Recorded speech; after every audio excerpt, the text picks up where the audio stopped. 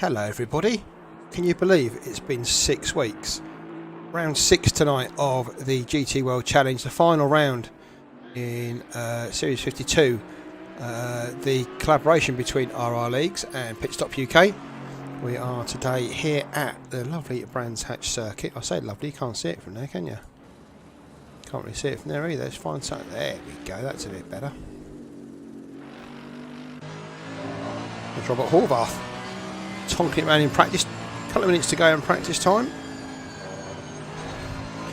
Thought we joined the stream early, as you know, last day and all that.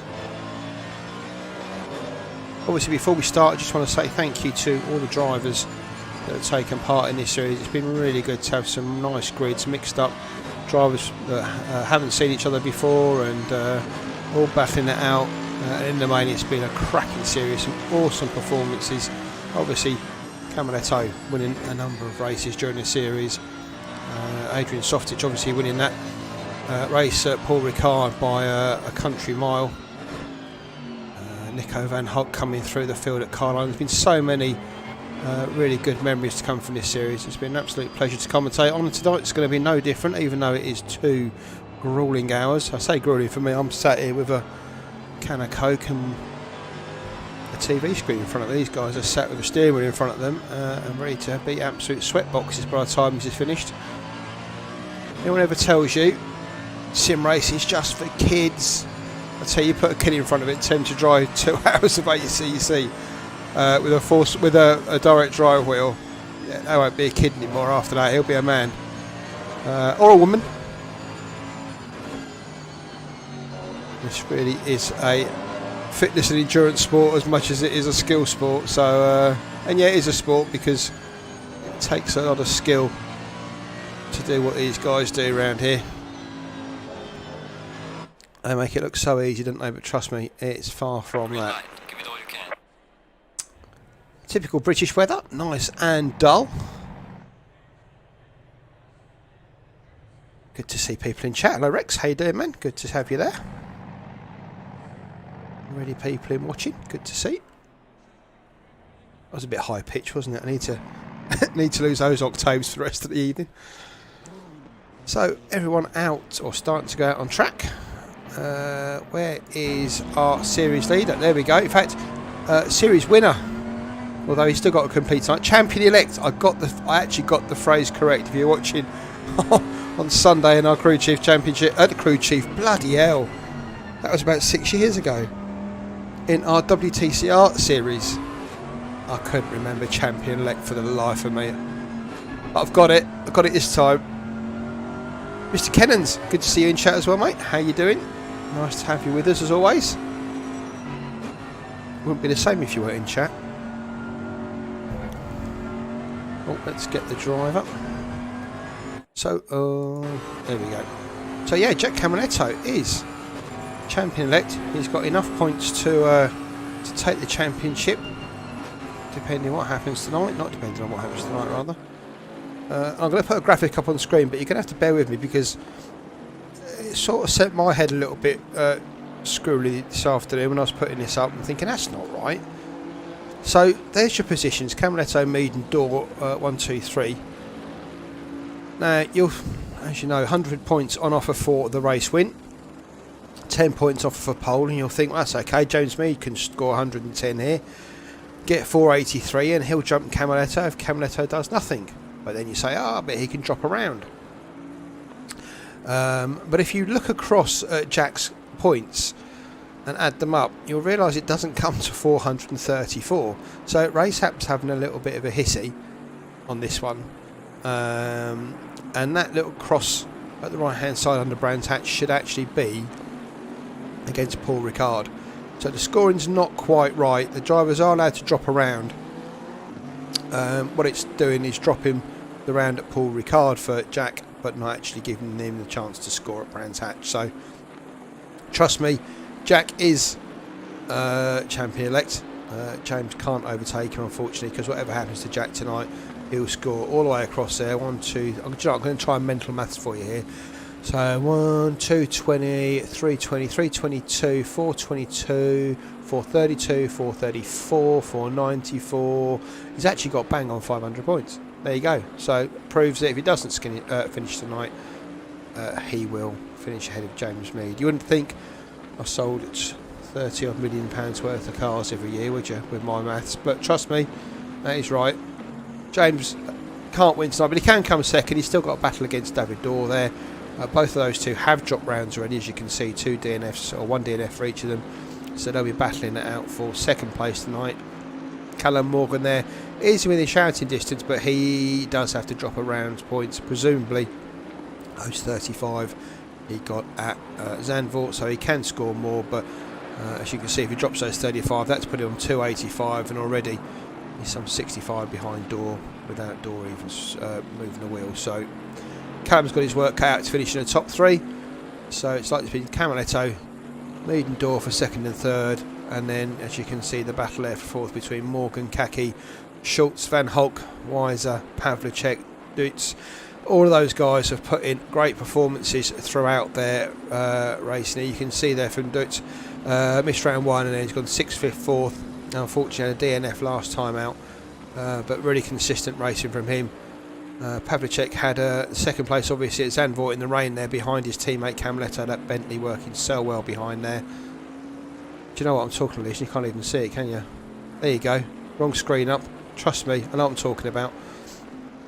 Yeah, Pavlicek had that second place at Zandvoort, followed up with a 4th place at Kyalami. Apart from those two, though, he's had a bit of a nightmare since 18th and 19th last couple of times out. He'll be looking to do better tonight. Who else has had really good performances? Obviously, Nico Van Hulk, 8, 8, 10, 9.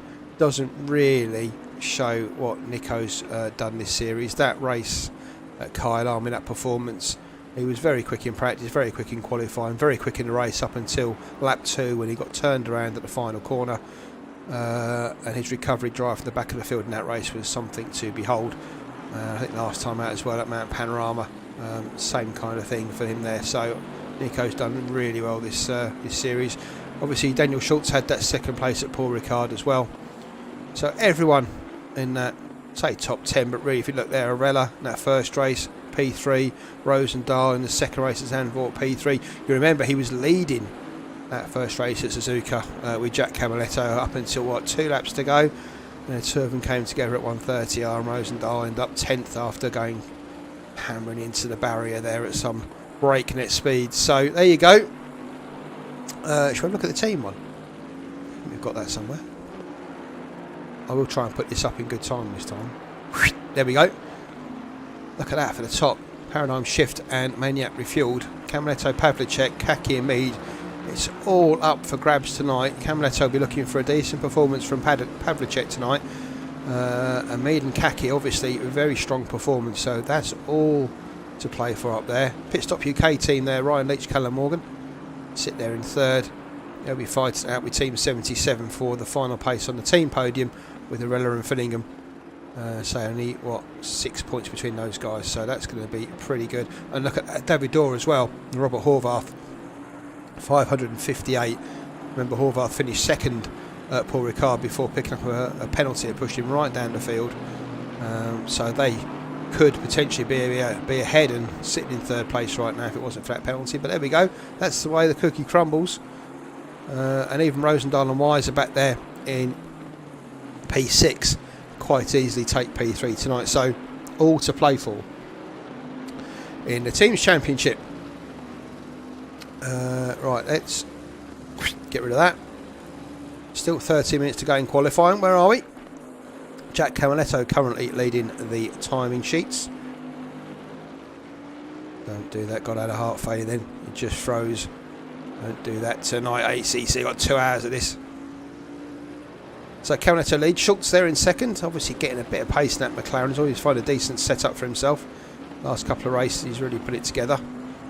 Morgan there in his customary, excuse me, I'm not bored at all, customary Aston Martin, just a couple of tenths behind there in third, along with Binnersley. Softitch there in fifth, Van Hogg in sixth, Arella and James Mead down there in eighth. So all those top names you can see are all there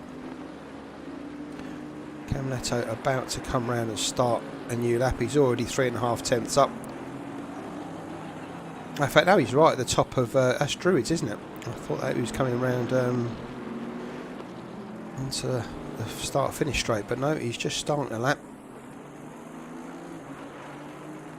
And already he's lost his alien pace, half a second down through the first sector.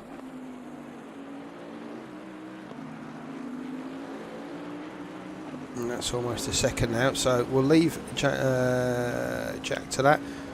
Who's on a quick one? Softitch is slightly up on his lap. Just around the middle part of the track. He's going to lose his time there as he goes wide. Comes down through Sheen, so that's his time deleted. Schultz is on a quicker one. It's not quick, but it's quicker than his previous time, and he is in second. And he's just starting the lap though.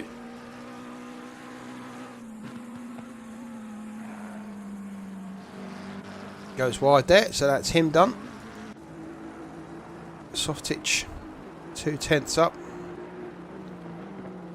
He's going to move up the chart. Oh no, of course he was. That lap didn't count, did it? RRL up. 10th up.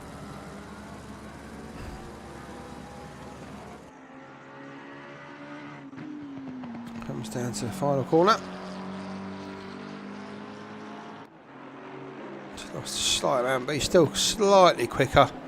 Won't put him ahead of Van Hulk, but he does improve to go, well, to stay 7th rather. Pavlicek also on a much quicker one this time, although he did lose a couple of tenths through, well, 10.5 through there. And that speed will just start to eat away as he goes down the straight.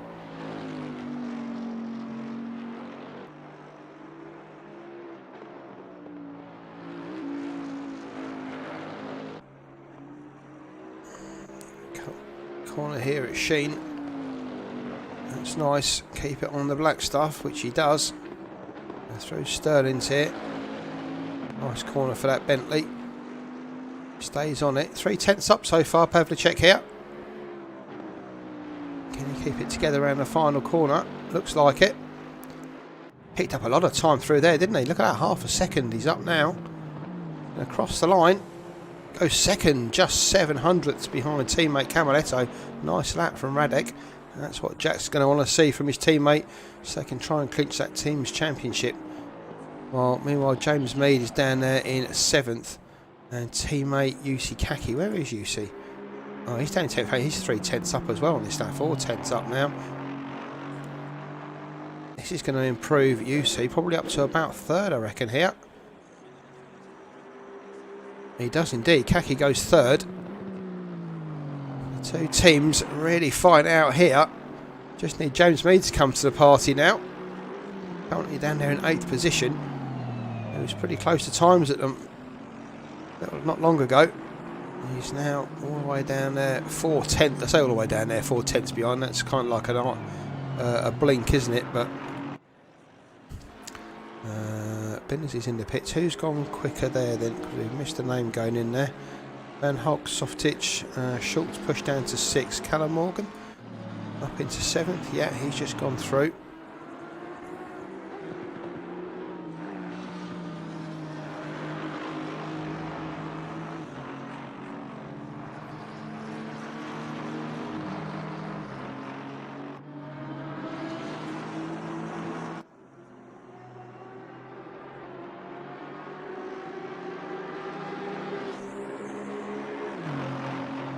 Shows you how quickly that time ebbs off if you don't get it right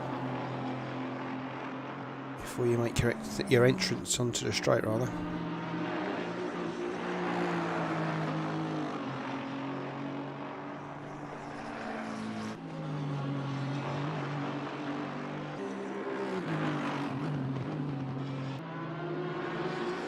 Morgan just come across a little bit of traffic here. That's Deliver in the Lamborghini. In fact, it must be Deliver in the Lamborghini. He's the only Lamborghini registered for the series. Morgan just losing a 10th or 2 as he's put off by Deliver there. So he won't improve. Oh, and good stuff. They've had a fatal error again from Unreal Engine. Better do it now, I suppose, in the race. While we're doing resetting that, let's chuck some nice graphics up while I sort out the game. This is, of course, Series 54, our new replacement series to this one in a couple of weeks' time at RRLeagues. I can multitask. Yep, starts, say, 13th of October, you can see there at Nürburgring. Limited to just the lightweight GT4's car, so Alpine, Ginetta and KTM. Just connect that back.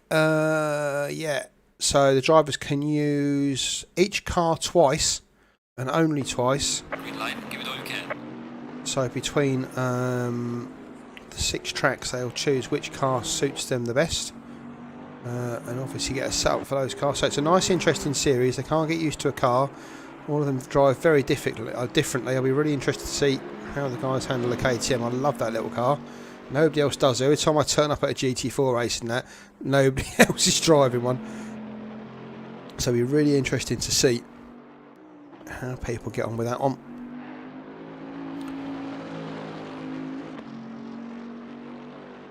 Are we back? Are we back? I think we are.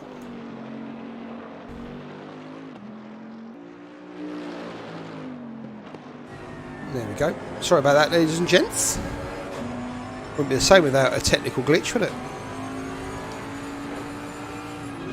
I wonder if I just take the risk and boost my GPU up a little bit. I know ACC doesn't really like that, but it's like I haven't got the headroom, is it? There we go.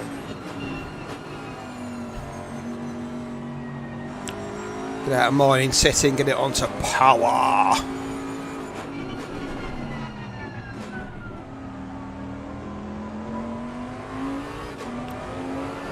Where? Let's find a different camera than that one. Jack gets loads of TV time because he's top of the grid.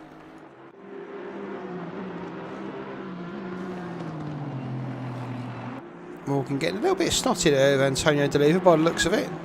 If Antonio's on a quick one, nothing he can do about that. So, Studium applies to qualifying as well as the race, but whether we just got to that too late, we didn't say, I don't know, so we'll give him the benefit of the doubt, but looked like Callum was on a quick one. We went to him and obviously came across Antonio Deliver just at the wrong time, but that's the nature of qualifying, unfortunately.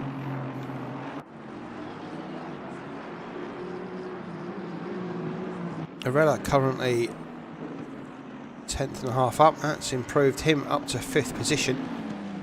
So Camaletto, Pavlicek, Kaki, Van Hulk, Arella, Softich, Schultz, Morgan. Bennett is down there in 9th. James Mead in 10th. Ryan Leach is on a better one. He's just started the lap, to be fair, so quite easy to take Paddock Hill Bend and make up a few tenths and then spin him off through this part of the track.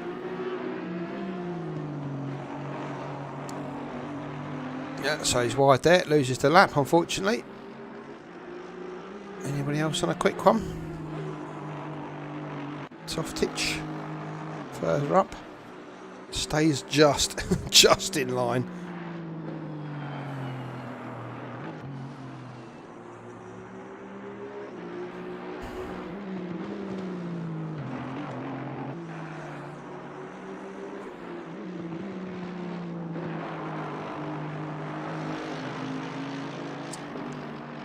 So down the straight he goes, Clearways and Clark Curve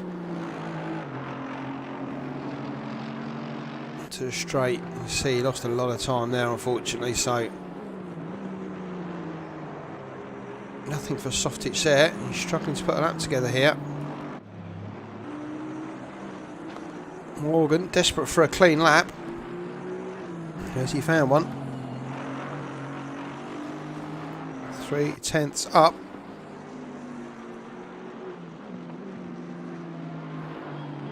Four tenths up. Just lost a little bit there on the outside. So he went through Surtees and he'll go down now under the bridge to Hawthorne. You can see if he could just get the consistency right, Callum Morgan, He'd have a decent time. A yellow flag's waving ahead. And so that doesn't get in the way. Really bites through there. Keeps the lap though. Nice through there, although he lost a lot of time, so I'm guessing he must have gone nice through there because it was nice and easy. And you can see you put all those little bits together and you can find at least at least half a second there, and that put him on pole. So Morgan, if he can actually get a lap together, who knows. Anyway, let's go to that screen, give you an idea of where we are timing wise. Callum's given up. He won't get another lap in now. So Camaletto, Pavlicek, Kaki, Van Hulk, Arella, Softich, Morgan, Schultz, Binnersley and James Mead. I think all of those top 10 are capable of winning the race tonight, I've got to be honest. Every one of them has got the skill and ability to do it.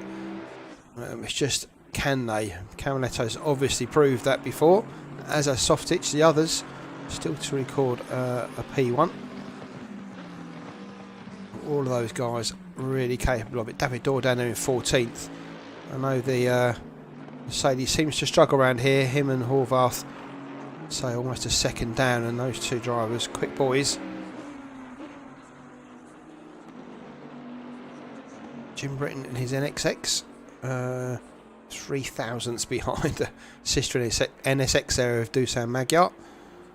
15 to 16. What are we watching the pit for? Who's out on track? Is anyone going quicker? No. Just trying to find someone on track. Rick Binnersley.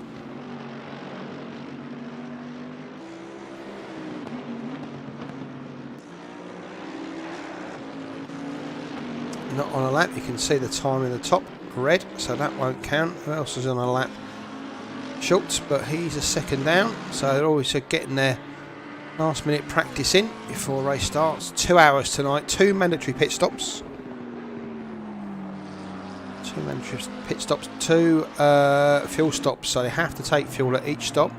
Tyres, however, are not mandatory, so they won't be able to make the tyres go too well. I say they won't be able to because there's no way I could do that, but I'm fairly sure there are drivers here that might actually give that a go.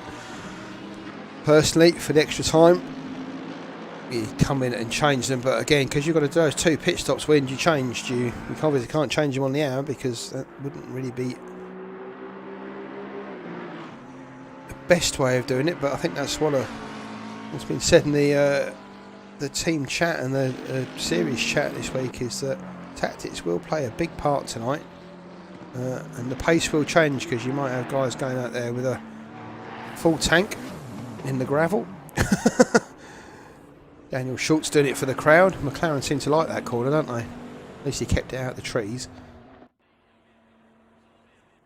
So we're just waiting for a few cars to finish. Just nice time to have a look at some liveries. Here we go. That's for Alfarella. That's not Pavlicek. There's Pavlicek sat there at the front. So the 2 Paradigm Shift boys, 1 and 2. Camaletto in the orange goldy coloured car on the left. Pavlicek in that light blue Bentley there on the right hand side.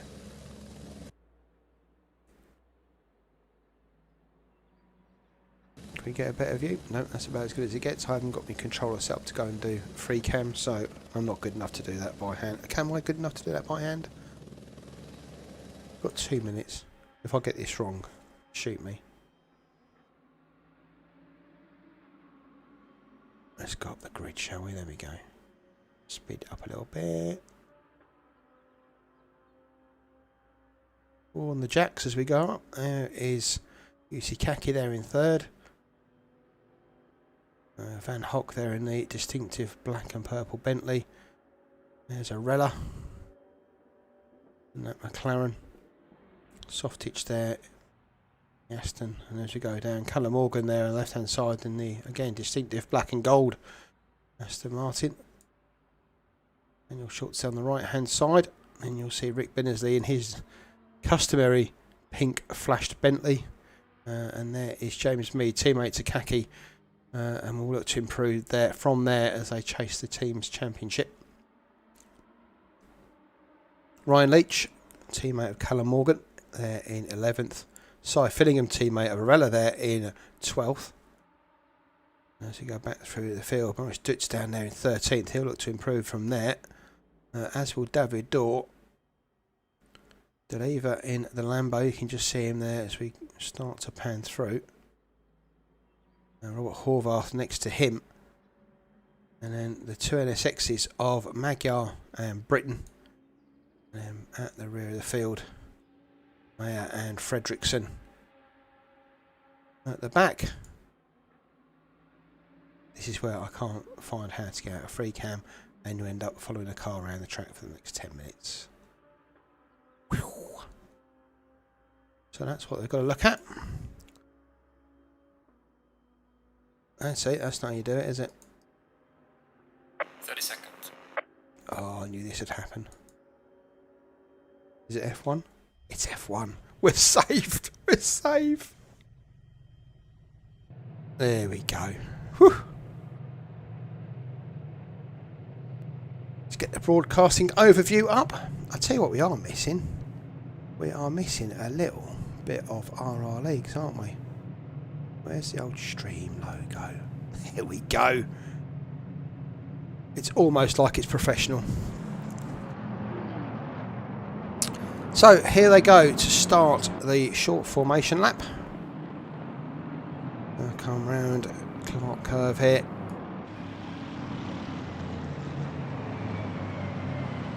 That's a glorious way to end the series, isn't it? What a lovely, lovely view that is. Sun is blazing as well. Look at that.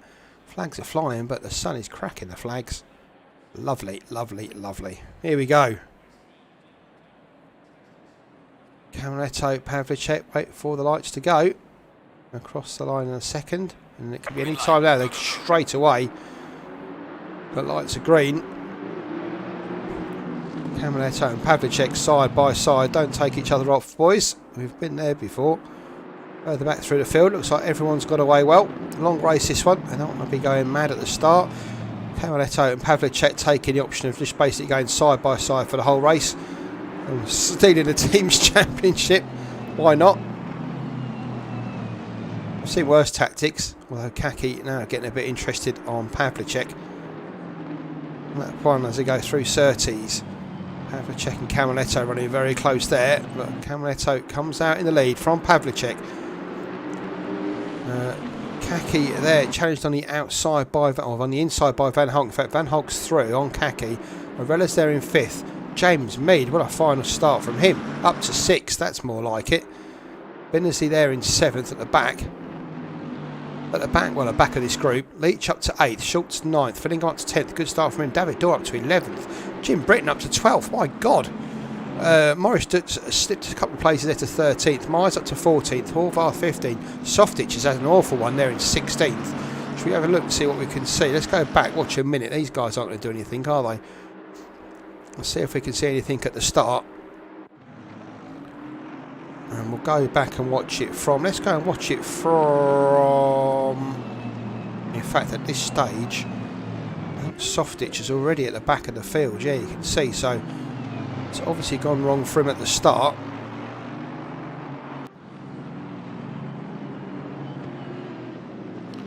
Unfortunately, it's not... Oh, has it? Here we go. Let's see if this is it.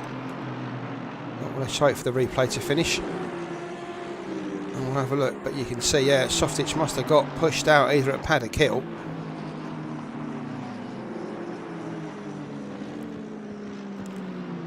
Don't know how it plays for a minute. We're trying to see what happened a minute ago. But there we go. That's ACC for you.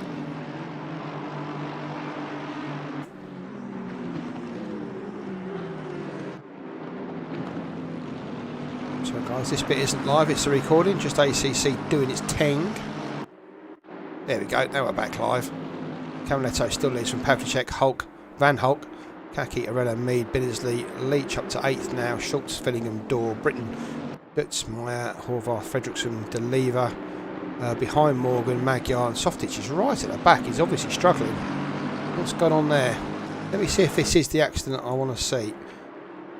This is the one I've got on the screen from Softitch, so we'll see if this is it. Let's go on board with him, he can find his thing, his car. So he's on the outside there, and oh, there you go. That's what happened. Looked like he came together with Callum Morgan. Because Morgan's now down in 17th and Softitch down there in 20th, so the two of them. I've got the incident from Morgan's point of view. Let's have a look.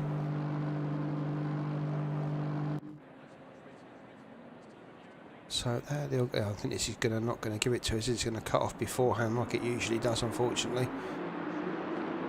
Yeah, I thought so. Now two of them are still. Oh no, it's Fredrickson, I believe, isn't it, in the Blue Aston? Yeah, so we'll have a battle to get through. Anyway, let's leave those boys at the back. Let's go have a look at the boys at the front. Camaletto, Pavlicek, Van Hulk, Kaki, Mead, Arella. These top three just pulling slightly away from Kaki here as I start to push the pace a little bit.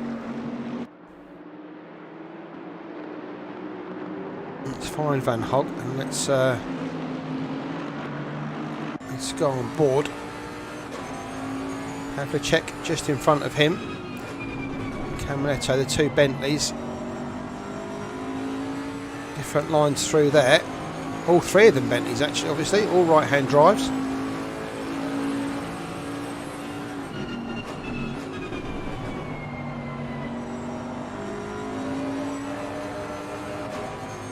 British car, British track, not saying that was designed like that.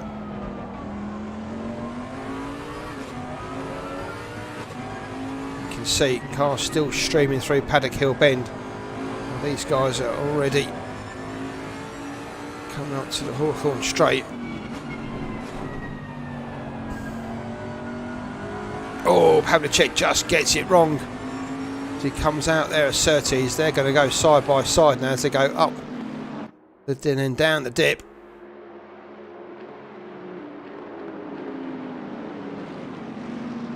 Fair play, two of them not coming together.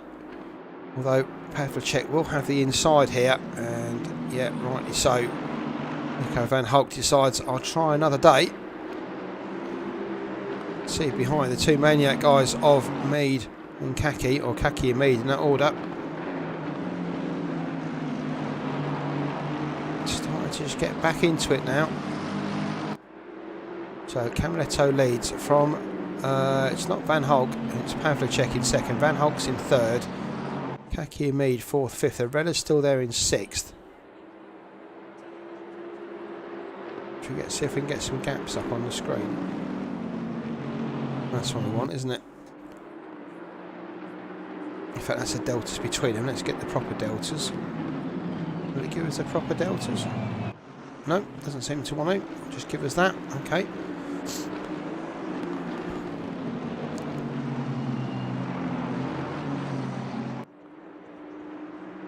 Bennesley as well hanging on to the back of these, as is Ryan Leach at the back. And there's a bit of a gap then to Schultz.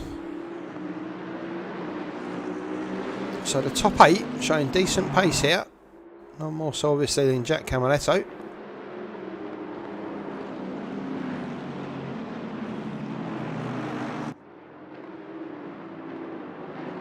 Let's go and take a look at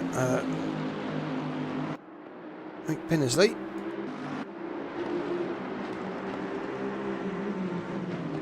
We've got that Bentley singing recently, and a few other championships. Doing really well.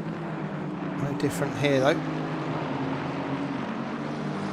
Yet to show his potential, Rick Bennesley, in this series. We're looking to put that right tonight and sign off in a really good way. Another Bentley though.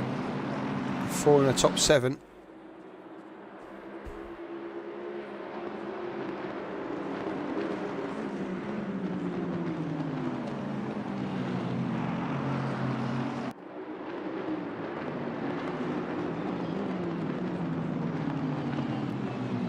Billingham's having a decent battle with Schultz as they go through Druids. In fact, Fillingham's through on Schultz. Oh, smooth side Fillingham. Did that through Paddock Hill Bend, finished it off in Druids. And Schultz will look to put him under a little bit of pressure, the two McLarens.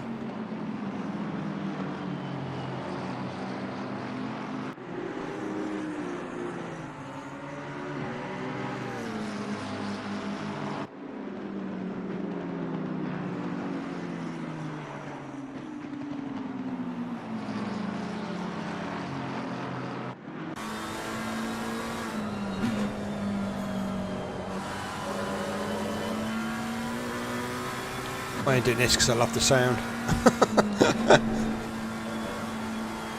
I'm quite happy to leave it on this camera for an hour and 3/4 and I'll go and make myself a cup of tea.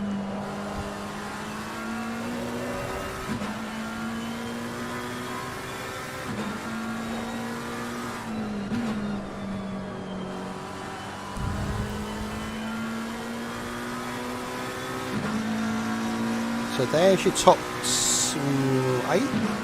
Top 8, yeah, ahead of Fillingham. And you're watching it from Schultz's point of view.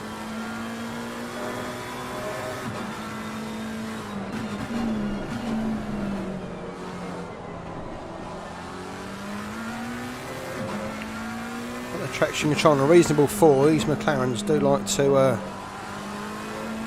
put their power down rather rapidly, mid-engine cars of course.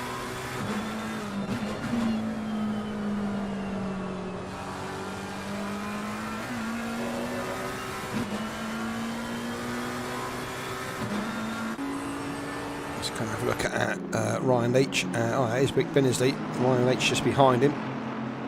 You can see again the top 3 starting to pull away from Khaki. We saw that earlier, and then before you knew it, they're all back together again. So the pace is ebbing and flowing. Caminetto leads from Pavlicek and Van Holt. 2.5 then to Khaki. Mead, Arella, Binnersley and Leach all follow in close proximity. 2 seconds back to the Fillingham and Schultz battle. And then Morris Stutz is second behind Fillingham. Horvath trying to pick the pace up, but 2.5 seconds behind Utz. Dorr just behind his teammate there in 13th. Jim Britton 14th. Callum Morgan recovering to 15th. Fredrickson, Magyar, Softitch, Deliva and Meyer at the back. I presume he's still going around. Pierre, he is. Glad he's not in the pits. Nice to see Pierre on the track. I think it's the first time we've seen him this series. So good to have him with us. No Jazz Forsberg tonight, I notice. So, is this the only R8 on the track? It is. Seen loads of R8s recently on this series, but only one tonight. And that'll be Pierre. Meanwhile, here's your leader, Caminetto, starting to... Well, in fact, look at that. Van Holt's got ahead of Pavlicek.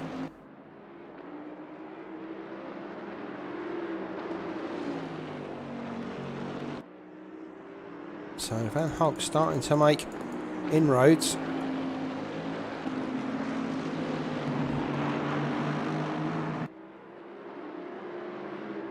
I really want to see Nico get a podium at least tonight because he has deserved it in a couple of the races so far this season.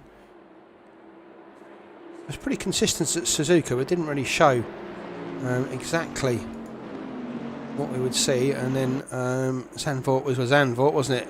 Rain and whatever, and you got involved in what you did. And then ever since then, he's really started to show what he can do and what that car can do. I say the Kyle Army race. Oh, commentator's curse coming here, I think. Nice collect though from Van Holt. Didn't lose too much time there.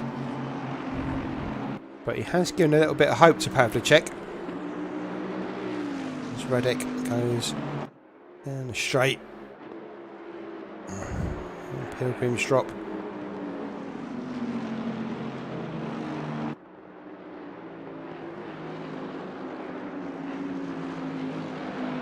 Come up here through Dingledale.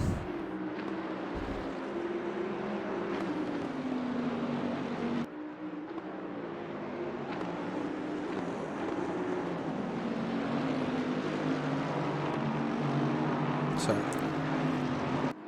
just as Van Holt was starting to make inroads into Jack Caminetto, who's obviously on pace tonight, bearing in mind strategy and the like, makes that little mistake and then puts himself right back in the clutches of Pavlicek.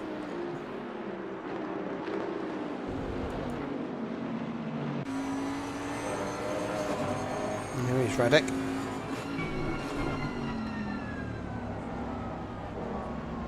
Close up to Khaki through Druids.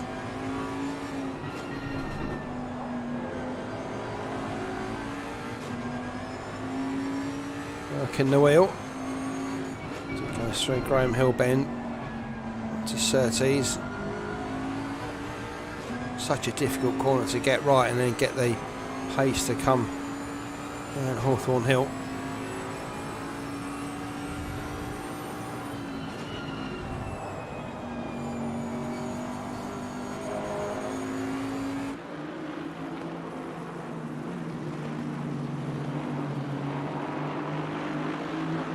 See Pavlicek just having to gather the Bentley up every now and again, just gets away from him slightly. It's one of the things that's made Camaletto such a dominant driver in this series, is those sort of things don't seem to happen to Jack. Keeps it all tight and all together and doesn't lose half a second here, half a second there. So he leads over the line from Van Hulk, 3 seconds between the two, and then that gap you can see there, Van Hulk at the bottom of the screen, then Pavlicek behind them. Mead's got ahead of Kaki for 4th, Kaki 5th. They'll need to do better than that if they want to take the team's championship. Camaletto and Pavlicek currently in prime position for that at the moment. Arella comfortable in 6th, Binnety right behind him though in 7th. Leach just trying to drop off the back of the pack now. Schultz is back past Fillingham. Looks like those two are having an interesting battle. Should we go and have a look?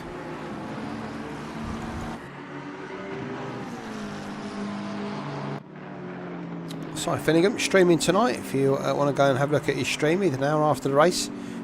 Sim on -TV, I think. I'm going to do you a favour now and have a look, see if I've got it on the live stream. Sim on TV. There we go. I knew it was something like that. Go and check the man's stream out. He does it all in VR, just how I do. And I like it. It feels so realistic. Oh, and there we go. That's why those two keep swapping positions. This time it's Fillingham's turn to take over. You can see Morris Stutz there just behind them.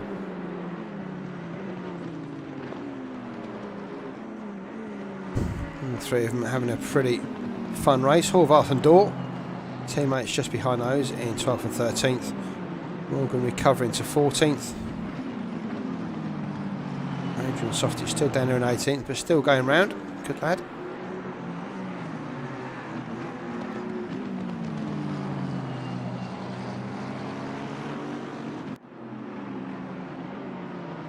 Looks like Mead's right behind Pavlicek now. Let's go and have a look at that one. So, not the greatest pace in qualifying for James Mead, but starting down, what is he, about 10th on the grid? Had a great start, obviously, and he's already up to 4th here and chasing down Pavlicek. Kaki, his teammate, happy to sit there just behind him. You see another one that's not had much luck this season. Doing really well at Suzuka until he had his incident, and then a few bits and pieces went wrong elsewhere, and hasn't really shown his entire pace, I don't think, Kaki.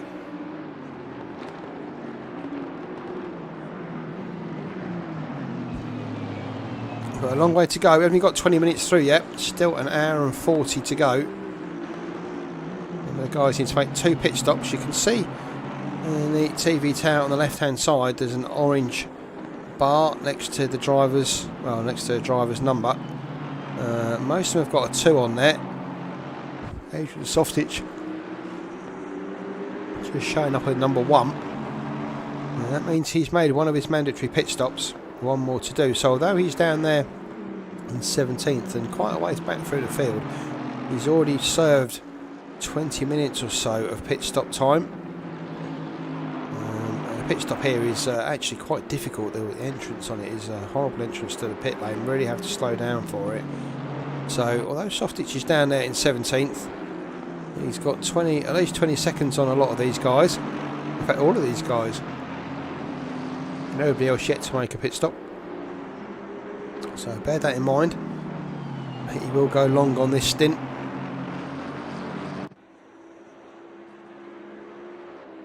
Anyway, Camaletto's through. Van Hult's 1.6 now behind Jack.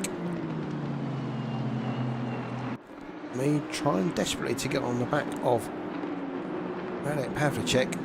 PStopUK as well. Don't count RRL out there in 6th, nor Binnersley in 7th, nor Leach in 8th to be fair. Fillingham still being bitten at by Schultz and Dutz. Let's go and have a look at that one while we're waiting for a Van Holt-Camaletto battle to kick off. Here we go.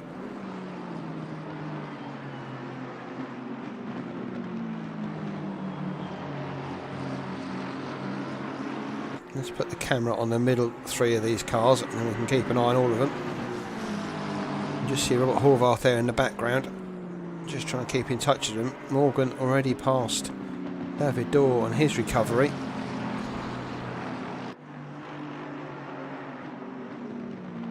Next stop for Morgan is Robert Horvath.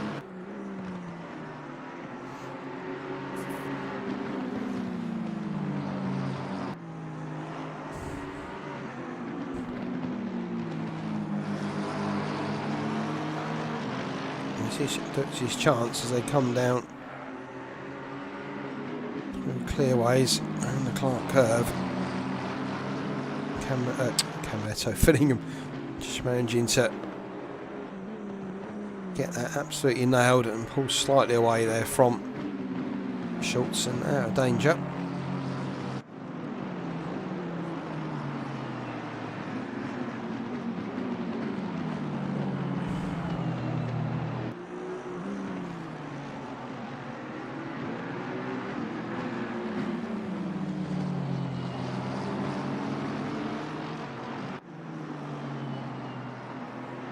That first corner incident, it's been a pretty clean race from what I can see.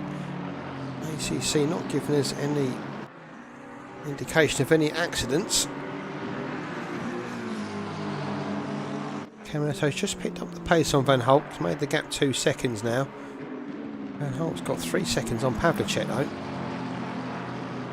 Pavlicek's got Mead and Kaki right behind him.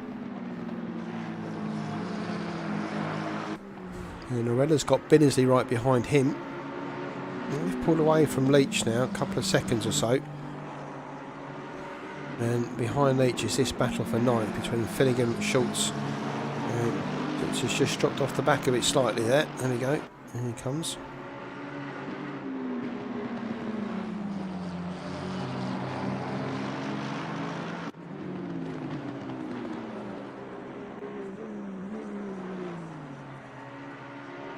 Schultz goes through.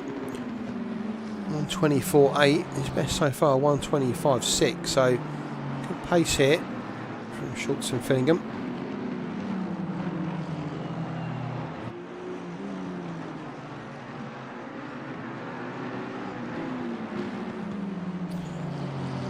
Good to see you all in chat. Hope you're having an interesting evening and you're enjoying watching this. Only 20 cars in time. In fact, make that 19. We've just lost somebody. And it's not Pierre. It's not Antonio. Who have we lost? Camaletto, Van Holt, Pavlicek, Mead, Kaki, Arella, Binnersley, Leach, Fillingham, Schultz, Dutz. That's right. Horvath and Dorr, Morgan. That's right. Jim Britton. We've lost Jim Britton, unfortunately.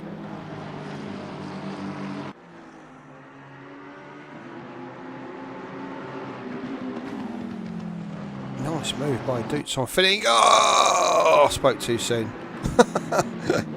Almost a nice move from Schultz on Schultz, not Dutz. Schultz on Fillingham, sorry. And look at that, all of a sudden, Robert Horvath says hello. And now it's a 4-way battle for 9th.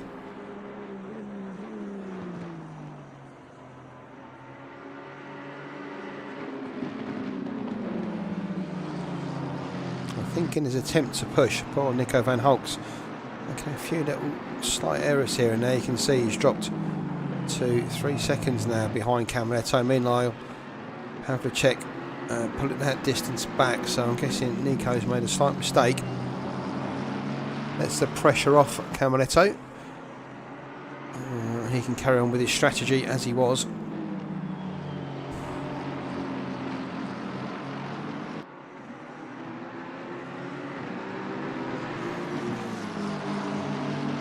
Just saw in the background behind Robert Horvath, Callum Morgan managed to get the gap down to him.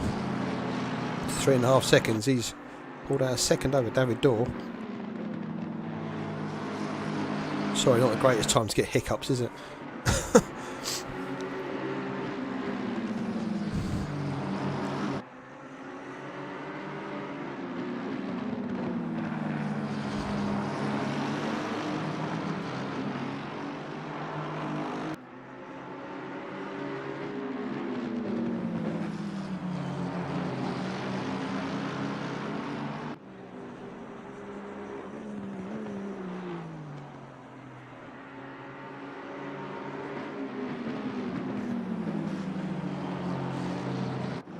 So you're watching a battle between Cy Fillingham in 9th in the cyan and yellow McLaren, and behind him is Daniel Schultz. The other Schultz not in the race tonight either, unfortunately, so we are missing quite a few drivers tonight. Rickard in Sweden, after that blistering driver at Bathurst before that ever so slight mistake that cost him so dearly. Not here either.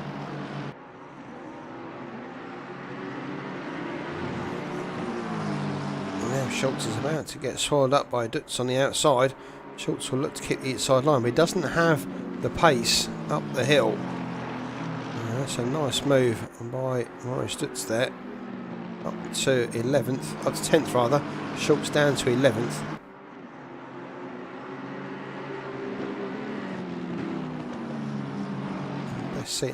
Best seat in the house for that. Robert Horvath can see it all going on in front of him.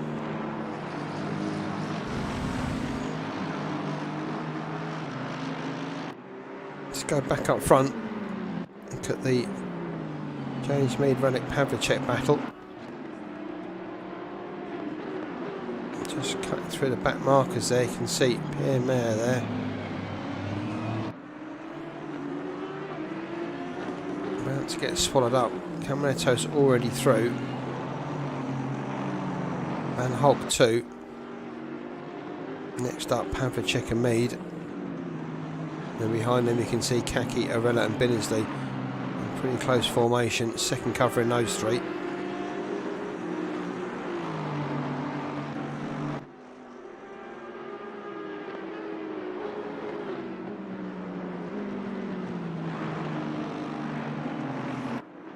Fair play, the R8 pulls out, gets out of the way. Always difficult when you take that much pace off the car when you've got fast cars around you. Trying to pick that pace back up again is always difficult. In fact, he's let Kaki, Arella and Binnesley through as well. So, nice driving, Pierre. Welcome to RR Leagues, my friend. Oh, Pavlicek gets it wrong again. So easy to do. On the outside of Sterling's, just to drop it into the grass there. Fortunately, the cars have got enough grip tonight to keep it going, even if you have to wobble it a bit. But so easy to put it into that inside wall there. Get it so far around on the gravel, it'll spin round before you know it. Fortunately for Pavlicek, he just lost a tenth or two there. But again, James Mead not able to capitalise. And the gap goes back to as you were.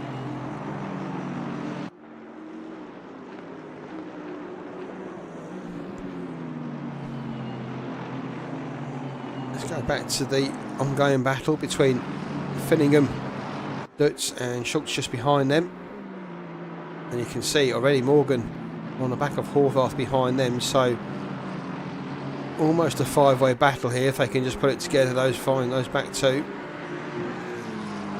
Do you know what, let's go on board with Morgan, he's always good for a good watch.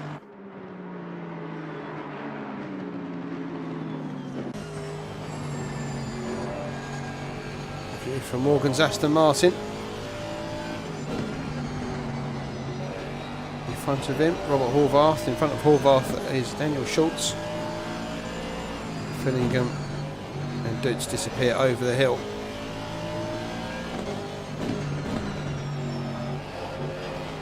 I've just got it sideways through Sterling's. That's allowed Morgan to run on him. He's not going to get it done through there though. Just not long enough. That's straight. So it tucks in behind Horvath.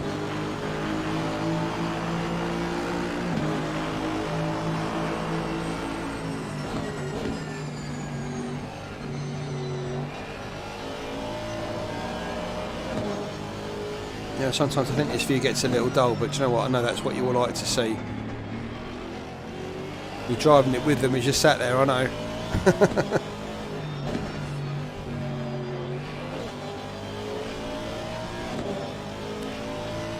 You all know every little bounce, every little bump, every little slide. We've all been there, we all know it.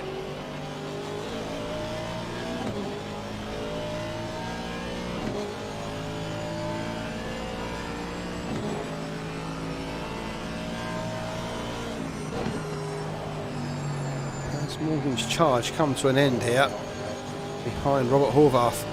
Quickly made up that 4 seconds or so that he was behind. He's now got 4 cars in front of him, all on fairly good pace.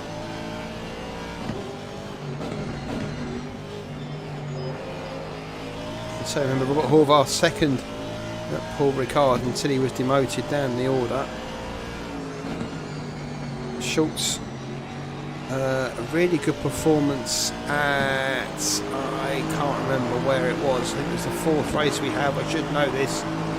Bathurst last time out. Where was it? 4th race. Somebody will remind me. Kyle Army was the 3rd race. Do you know what? I can do this. I have the technology.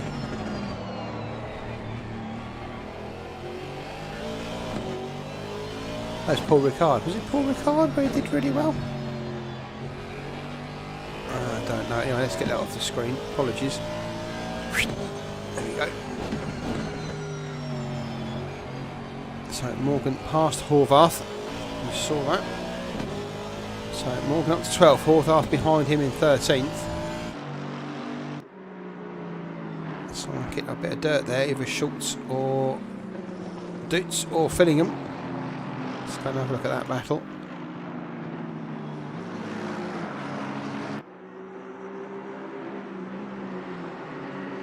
Si Fillingham and Arella, I think, just about getting used to this McLaren now. It's probably sad to see this series coming to an end because Arella's certainly starting to make it sing, and I think Si as well. Starting to get the best out of it.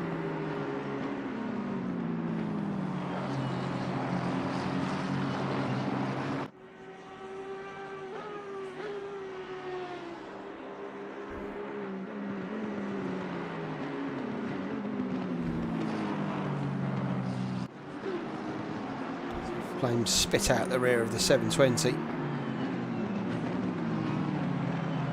Camaletto now 5 seconds on Van Hulk. Pretty comfortable out front for Jack Camaletto. Van Hulk suddenly into the clutches of Pavlicek and Mead. A couple of seconds covering those 3. Kaki, Arella. In fact, Arella and Bennesley now munching on juicy Kaki's tail. A second covering those 3. 8 seconds back to each, and a couple of seconds back to this battle between Finnegan, Dutz and Schultz.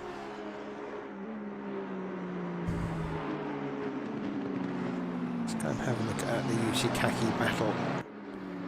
In fact, let's just stick with this while Schultz and Dutz battle it out for 10th.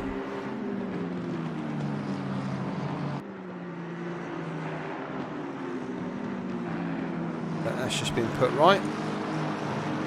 Slight mistake there from Schultz. That's just cost him half a tenth, and now Morgan sits behind those. Horvath has dropped off the back of Morgan by some 1.5 seconds.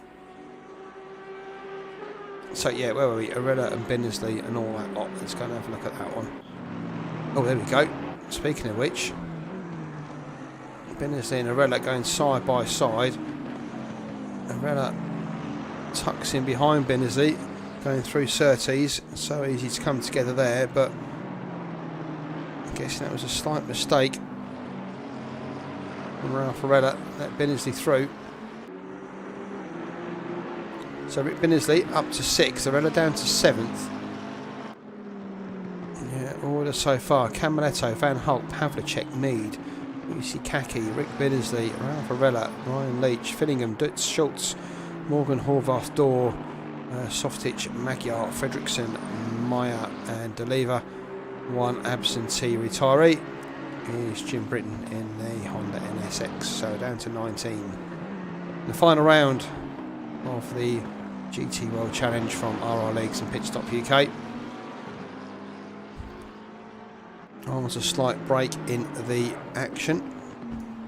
I hope you won't mind me telling you a little bit about another new series we've got coming up. That's Series 55 here at RRLeagues, the FR3 cars from RRLeagues and from Race Room. Starting off at Brands Hatch, Watkins, Glen, Chang, Sonoma, Spa and Macau. That car paid particular attention to by Race Room in their recent updates.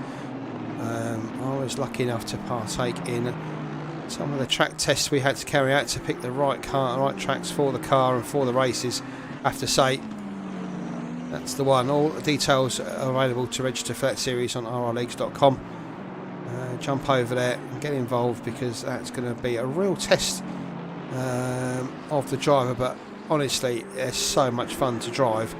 I think even if you finish second last in that in every race, you'd still have a broad smile on your face, because they are such great fun to drive.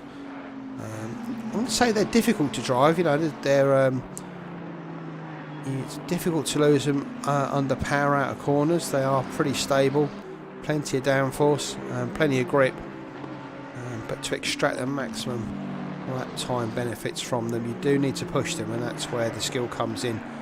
And that's, the more you push it, the more instability you come across.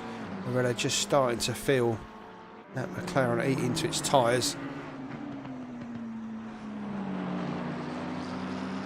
25 minutes in, the tyres will be up to temperature now and just starting to lose their initial grip, first half hour or so, and pretty much on premium grip, and it will just start to give way as the tyres start to grain up.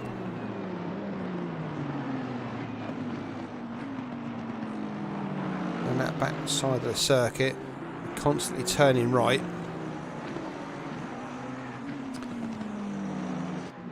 There's these three again, Fillingham, Dutz, and now it's Morgan. Schultz has been passed by Callum Morgan. Morgan on one of his epic recovery drives.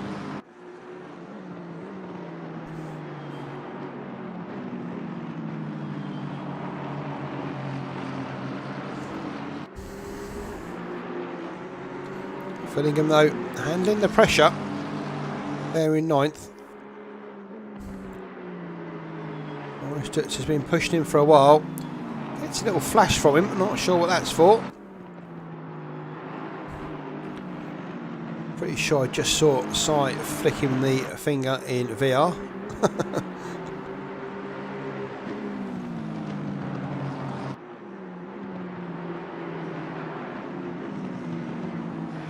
And Robbie's just giving Si that. Oh, Si just gets sideways there. Is this Dutz's chance coming down towards clearways? No.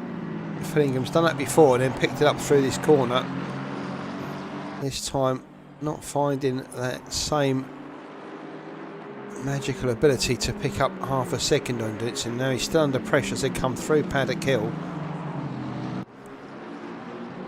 Dutz's Aston Martin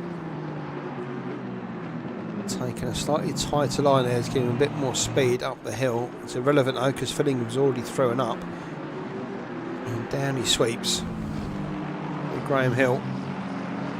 They both go wide there.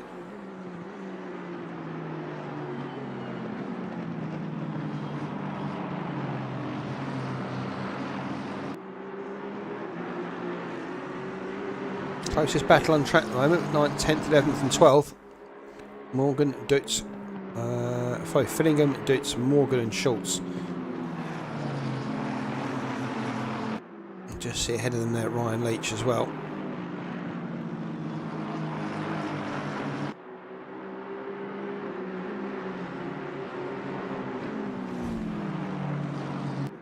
Let's come and have a look at Daniel Schultz. you can see Dutz there just get it sideways as they went through Sterling's. And now Callum Morgan gets interested.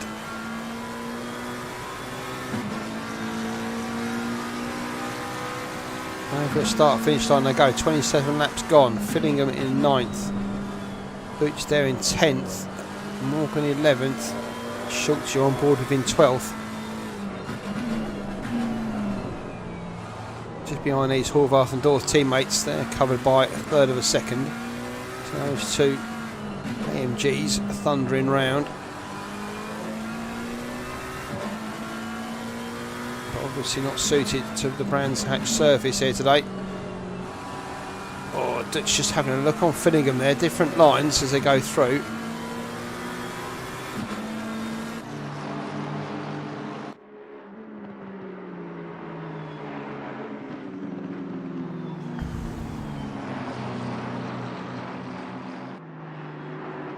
Morgan just defends this line. Through there, down through Dingle Dell.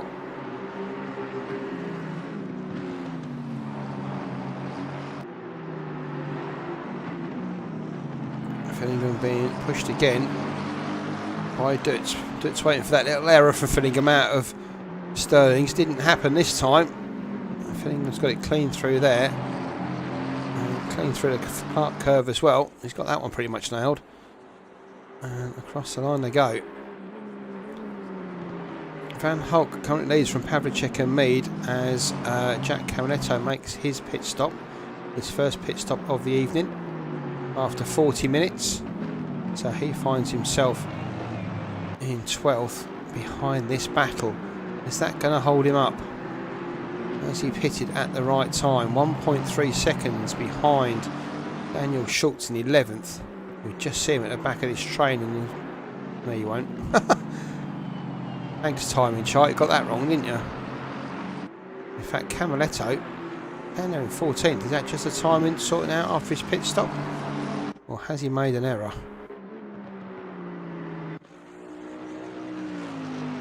Not sure. Might have just been the timing chart as he came out of pits, maybe, as he rolled down pit lane. That's probably what happened. Probably across the start finish line, that picked his time up. And that's where we saw the gap, but no, he's fine for the moment. Morgan's made a mistake. And that's put him back into the hands of Dorr and Horvath. That Dorr's past Robert Horvath.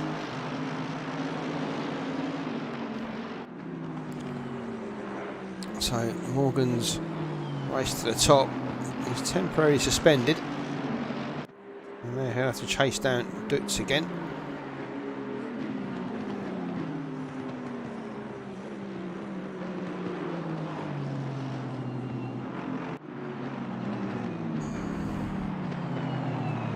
So, as I said up front, Van Hulk now leads from Pavlicek and Mead.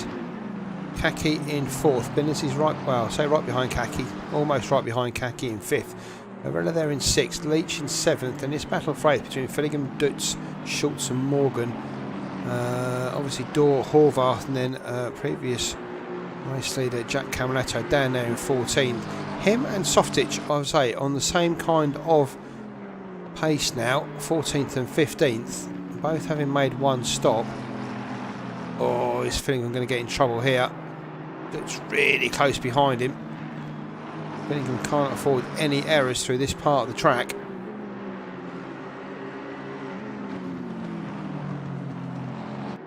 Oh no! Side Fillingham into the wall. I think he just got it wrong as he went through Sheen curve there, and I think it's possible that Dutz tapped him. Nothing that Maurice Dutz could do there as he went through, and that just caught the rear end of Fillingham's car, and that pushed him unfortunately into the wall. So Simon will have a little bit of damage from that, but great racing from Fillingham up to that point. But just he came under pressure from Dutz, and the McLaren, say the grip from the McLaren starting to give way, and that was Fillingham into the wall. So unfortunate for Si. In front of him though, you can see Jack Camiletto making his way back through the field after his pit stop. Did he pit at the right time?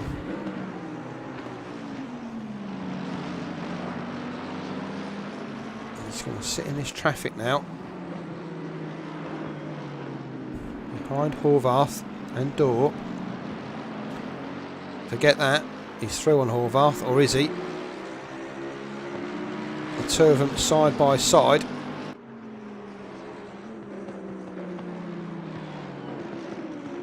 Caminetto gives the place up to Robert Horvath because he saw Horvath make another little error there, and this time a little knock as they go through. Finningham's through as well. So Robert Horvath slips down behind Caminetto and Finningham. Jack's pristine Bentley paintwork. And a little touch up after that. Slight touch from Horvath as he bounced off the curb. But no problem for Jack Caminetto, up to 13th now. Softitch still to get past these guys. Shame we've lost some more cars. Looks like De Lever's left us in the Lamborghini. That's unfortunate.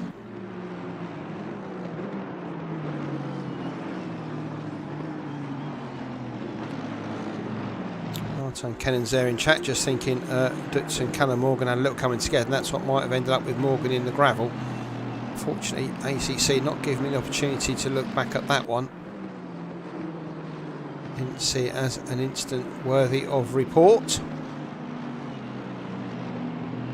But anyway, Robert Horvath, you can see in the background, really struggling with that Mercedes as Caminetto makes his way up through. Here's Maurice Daltz. Still got Daniel Schultz behind him. These two have been pretty much fighting all race. Oh, wow. Daniel Schultz there, measuring to gather that 720. I look so nervous, that car.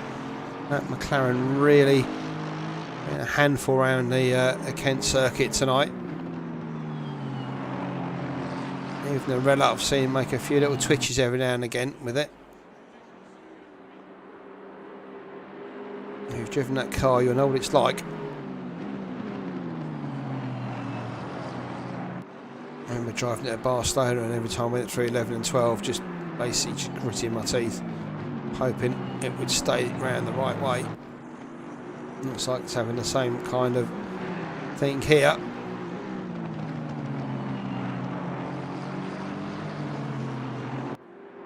Van Hulk still leaves from Pavlicek, Mead, Kaki, Binnersley.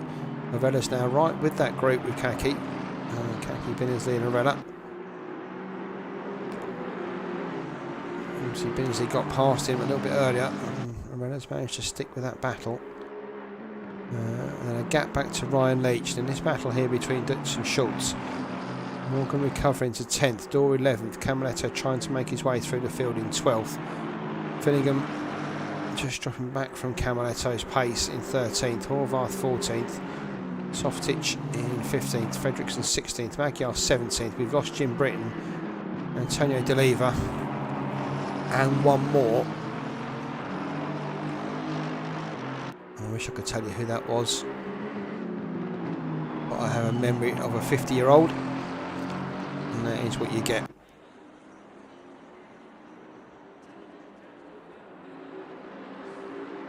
That's really pushing Schultz here, looking for a way past. The two Aston Martins fighting over 8th place. Schultz is going to look up the inside here. Quite a regular passing place up into Druids, and then trying to keep it as they come down through Graham Hill. Dutz having none of it, but he slides wide. Schultz unable to capitalise there, but that's not to say can't get past him here. Wow, it's close between these two, isn't it?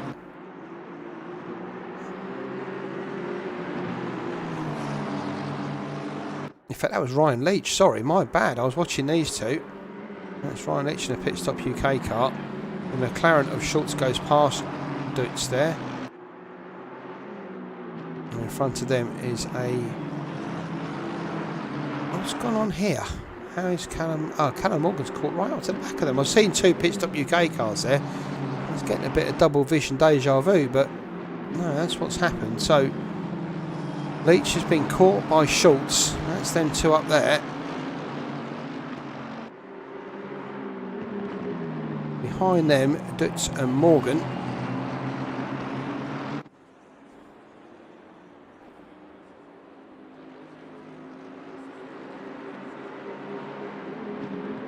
David just behind those, and then Camaletto chasing them down.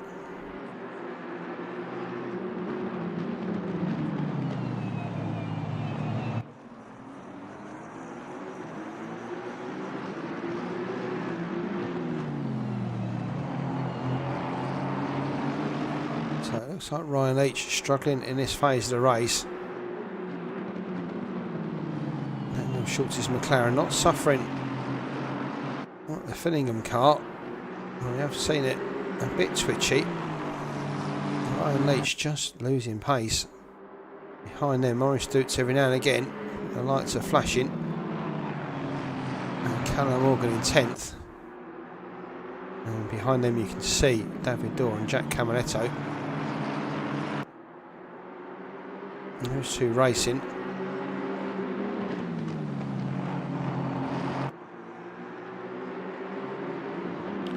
When Jack gets past David Dorr, he isn't going to want to see these four this close.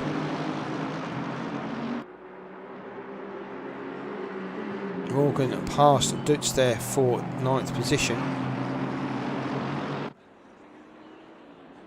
So as they come over the line, having a check behind Van Hulk 1st and 2nd, Mead 3rd, Kaki 4th, Binners-Diarella 5-6, Leach here in 7th, Schultz right behind him in 8th, Morgan right behind him in 9th, Dutz right behind him in 10th, and they're not far behind Camaletto and Dorr and Camaletto rather. Jack Camaletto is probably sitting in that car watching his lead slip away. Van Hulk in clean air, making good time, as is Radek Pavlicek. Can they pull back that 5 seconds while Jack sits in this traffic? Let's go and have a look at Camaletto's times.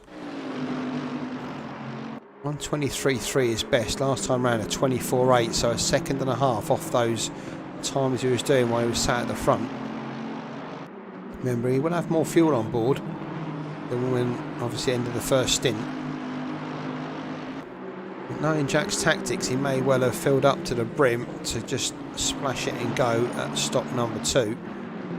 We'll see, but certainly sitting behind Dorr and then the 4 battling cars up front is not going to be helping him whatsoever. Maybe hoping they dive into the pits anytime. In fact, one of them has gone into the pits.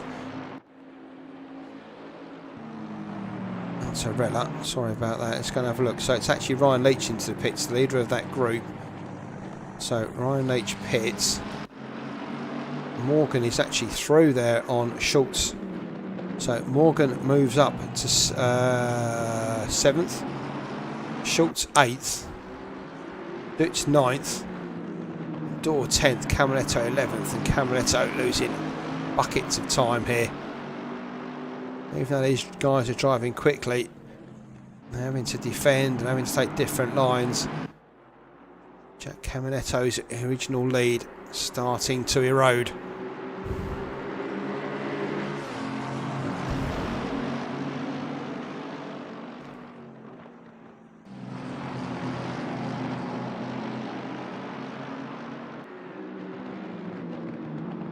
Oh, Morgan's got it wrong. Morgan goes off. Oh, look at that. Schultz follows. Is it Schultz that followed him? I think it was.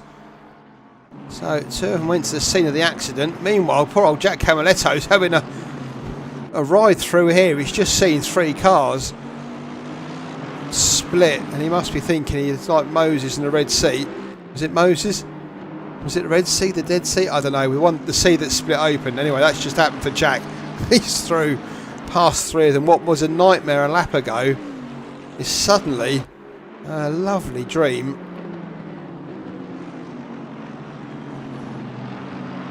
And now he's just got to get past Maurice Dutz, and he's back with a clean track to Arella. 14 seconds between Dutz and Arella. So did those little errors all together just give Jack Camaletto his race back? Van Hulk stops now, so Pavlicek, Mead, Binnersley, Arella, Dutz, Camaletto. Van Hulk is out, but you can see he's all the way down there in 13th position. What happened to Nico Van Hulk in the pit stop? He's actually come out behind Adrian Softic. So it must have gone drastically wrong there.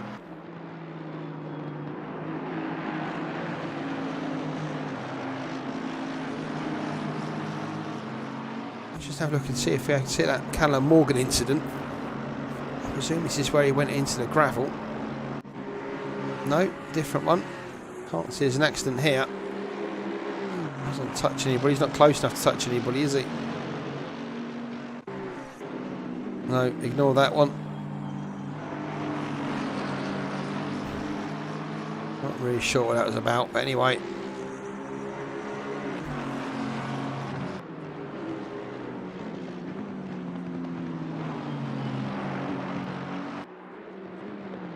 Jack Camaletto closing down on Maurice Dutz here for 5th place.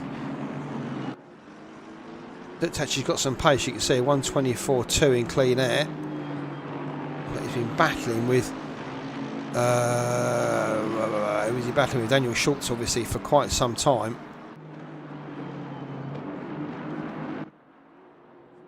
Not able to show his pace. Hopefully now he can put the hammer down.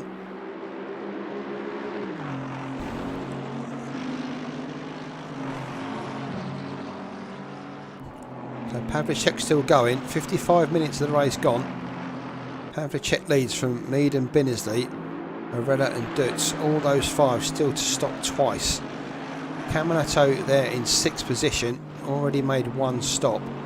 Law in 7th. Morgan 8th. Schultz 9th. Fillingham 10th. Orvarth 11th. And then Softic who stopped. Van Hulk who stopped. UC Kaki who stopped. Leach who stopped. Magyar who stopped, and then Fredriksson still going round towards the rear.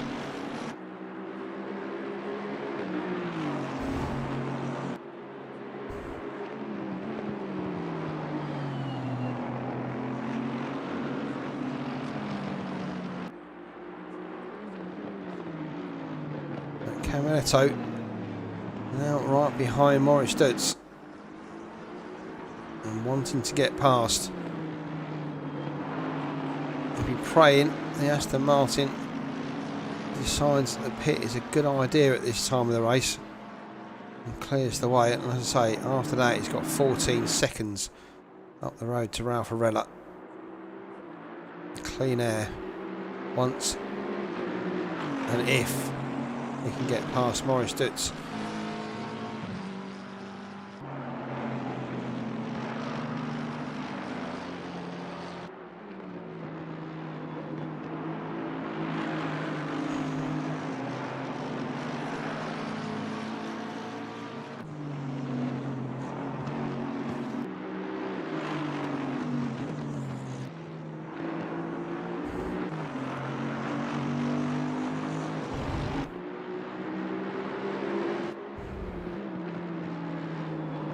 Looks pretty hectic from this camera angle, but I'll tell you what, I bet if we go on board with Jack Camaletto, it'll look so serene. In fact, let's go to the cockpit cam. No, not that one.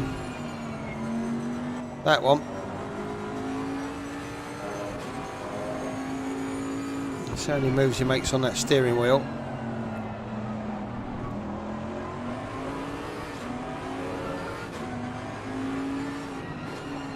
A few little short shifts down the hill.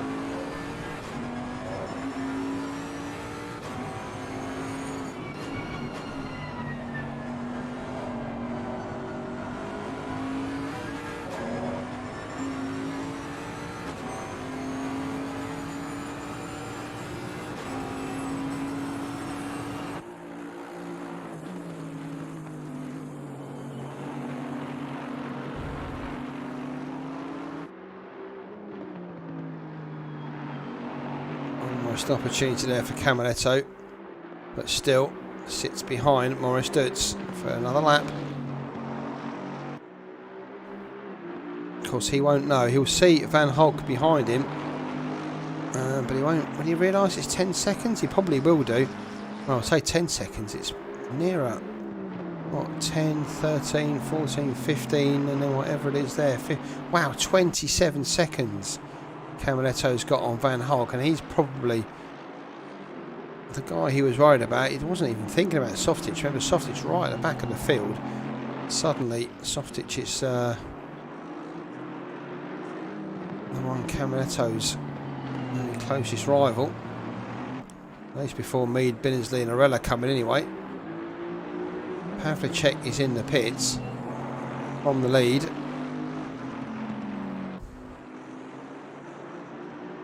To see where Radek comes out. It's going to come out behind Van Hulk, still in the pits, Pavlicek. Of course, they might all be taking different amount of fuel, don't forget. Although 27 seconds for Van Hulk would have been a lot of fuel. You may, of course, change tyres. You don't have to change tyres at each stop. Probably. Oh, there's Camaletto's chance. No. Just not close enough following Schultz's mistake, and Schultz is back and in front of him again. So Camaletto losing time here. That could be what it is. He didn't change tyres, Jack, at that pit stop, and it may well have been. Van Hulk did exactly that. Softitch probably will have to change as well, because his first pit stop was right at the very start of the race. And he probably fueled right up to get as far into the race as he could, just to make that final stop what it was. But that could be why the times are like they are. Camaletto looking to try and get down the inside of Paddock Hill there, but nothing doing. So still Dutz is in front.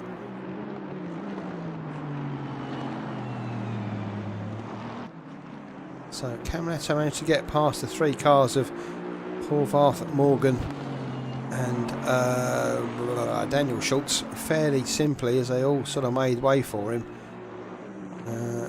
Maurice Dutz has tried to make way for him. Camaletto's not taken advantage of it, and still he chases down Maurice Dutz.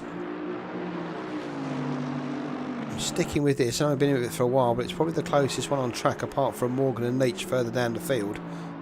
As they battle those teammates down there. Morgan ahead of Leach.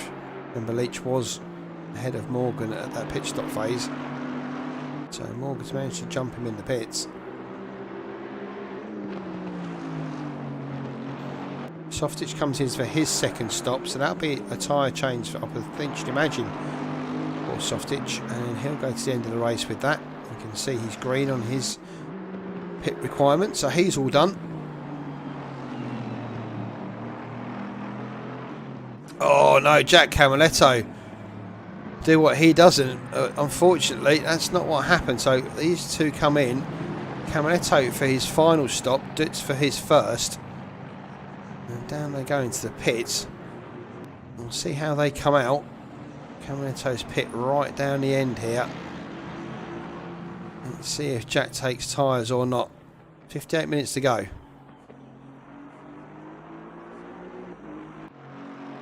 Meanwhile, your race leader, James Mead,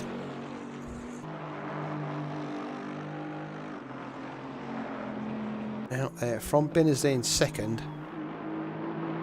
Daniel Schultz still circulating in third. Van Hulk back up to fourth.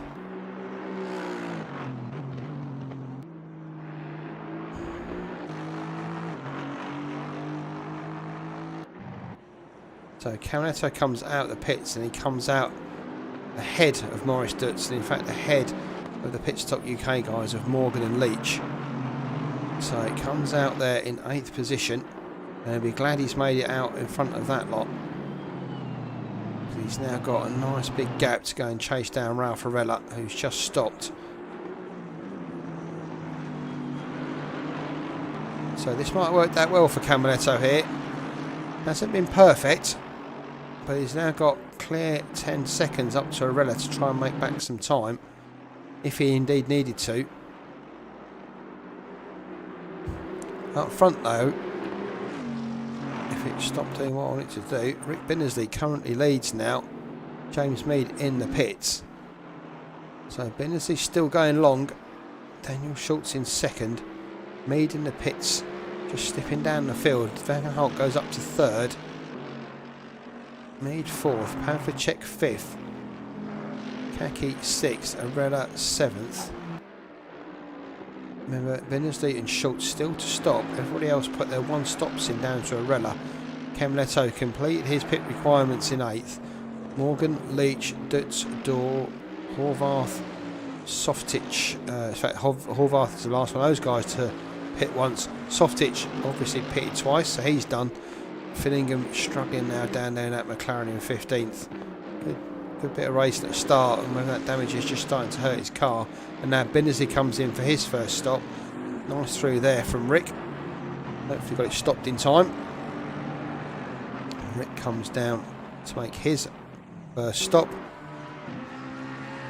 Daniel Schultz will come round, and if he doesn't pop in the pits this time, which he doesn't, still going at McLaren, he'll cross the line to take the lead. So Daniel Schultz takes the lead. Yes, Mum, I did. I led a lap.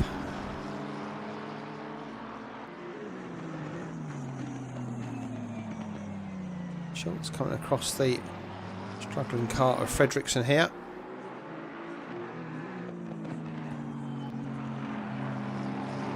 Fredriksson duly gets out of the way. Nice driving from him. And Daniel Schultz continues on his way. An hour and 5 minutes into the race for that McLaren on its full tank at the start.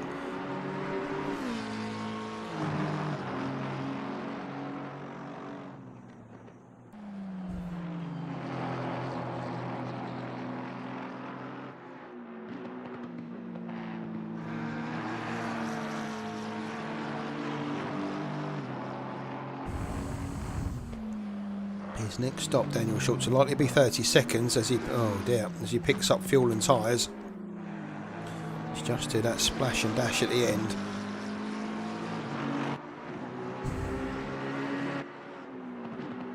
Schultz comes under the bridge, takes a tight line through there and goes round again. That McLaren, diesel powered it seems, goes through for another lap.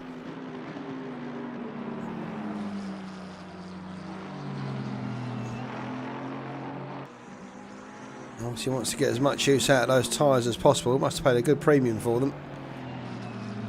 And Schultz still goes round in the lead. He's 17 seconds ahead of Van Hulk in second, having made a stop. Pavlicek in third. Kaki and Mead have swapped places again. They're fourth and fifth. Bennessy's in sixth, ahead of Arella still in seventh.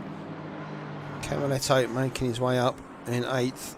Callum Morgan ninth, trying to hang on to the back of Jack and take advantage of that pace. Ryan Leach in 10th, Dorr 11th. Morris Dutch has come out in 12th behind Dorr, so he's got some places to make up. Horvath 13th, Softich 14th, Finningham, Magyar and Fredriksson.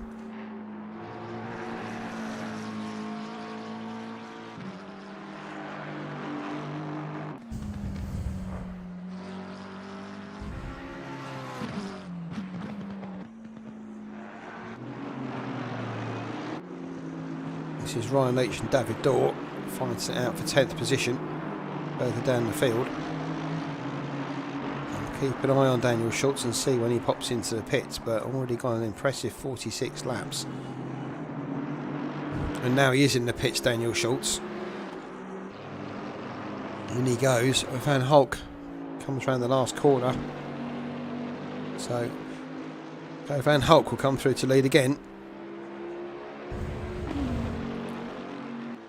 Ahead of Pavlicek, Kaki and Mead. Schultz will be in the pits for a while as he gets new tyres. Full tank of, well, half a tank of gas at least. Van Hulk just getting it caught on the inside there of Druids. Big curbs there, and he managed to get his wheel caught on them.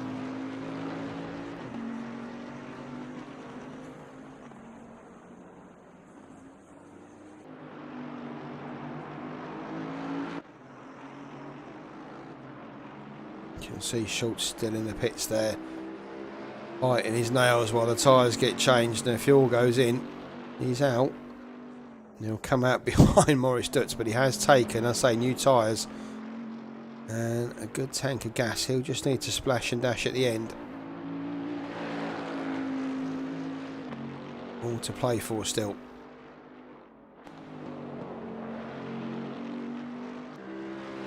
Van Hulk making use of the clear track in front of him. Gap between him and Camaletto, 11, 13, 17, 19, 20, 22 seconds. 30 seconds with the gap back. Yeah, 30 seconds. Is that right? No, it's not that much, is it? It's far off, to be fair. 7, 8, 9, 10, 11, 12, 15, 16, 17, 20. Yeah, it's about 30 seconds here for Van Hulk. So that time that Camaletto was held up in the pits, Van Hulk was making good time. And when Nico comes in for his stop, his final stop, and he comes out, he won't be that far behind Camaletto. So currently Nico Van Hulk on hammer time. And pit crew telling him to smash every lap currently.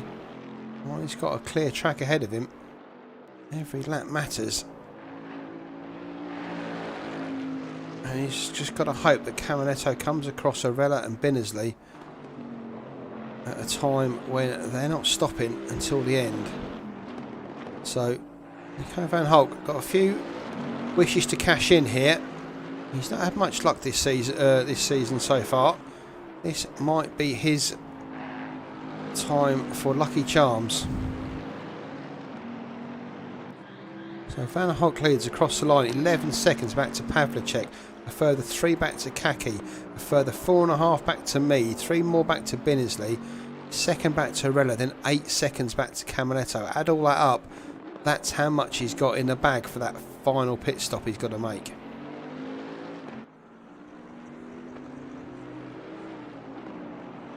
Stop itself will be 30 seconds, so he will have the in time and the out time, so add another 10 seconds to the stop at least. That's what Nico Van Hulk needs to try and pull out on Camaletto. 10 seconds. Difficult when Jack's as quick as he is.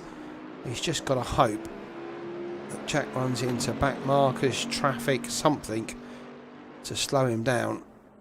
Well, Van Hulk has that lovely clear track in front of him to put the power down and go round. Should we go round with Nico while he's on a good one? And by identical machinery, the driver is driving the Bentley.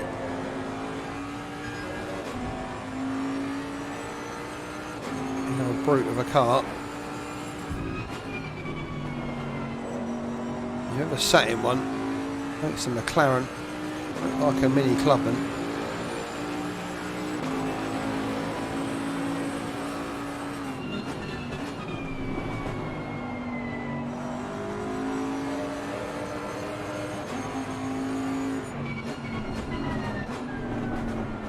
Better this time through Druids from Van Hulk. You can just see Camaletto going down the other side there, just coming through Paddock Hill Bend. Was that Camaletto? It certainly looked like him. Oh no, Camaletto's further back actually. I was going to say that would be more than 30 seconds, wouldn't it? So that's the gap between them. Those two effectively fighting for the win today. Advantage currently with Camaletto. Can we see timetables, what they're doing? Well, it doesn't really help us, do we? We really want to see the laps.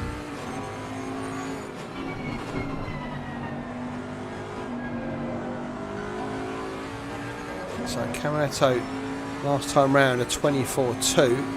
What's Van Hulk doing? Last time round a 24.2. These guys really at it here. This is going to be a 24.3.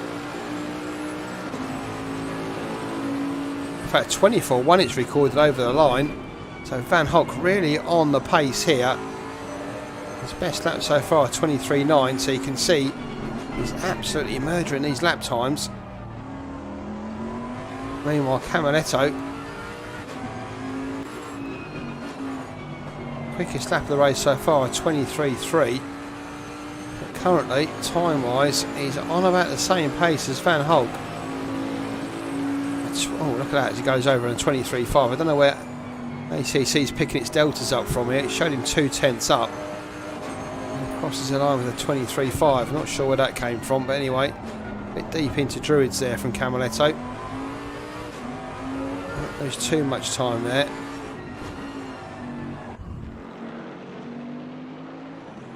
But that's how close it is between those two. May not be close on track, but they're banging in the same lap times. And Camaletto has to, and Van Hulk has to, if they want to win this race. 45 minutes to go, an hour and 15 gone. Van Hulk leads from Pavlicek. Usikaki third, James Mead fourth, Rick Binnersley fifth, Ralph Arella chewing at Rick Binnersley's rear bumper. Well, not really chewing, looking longingly at it maybe. Again, ACC's timing giving us a little bit of false information there, making it look a bit closer than it was. So Binnersley goes through in fifth, Arella goes through in sixth. Behind these, Camaletto closing the gap to Arella as he starts putting in those stonking times. Morgan in 8th, David Dorr in 9th, Ryan Leach there in 10th, Schultz 11th after his marathon drive in front in the lead for most of that part between an hour and 10 minutes as he made that McLaren go as long as he could. Horvath behind him in 12th, Softitch in 13th, Morris Dutz in 14th, Magyar 15th, Fillingham and Fredriksson there at the back.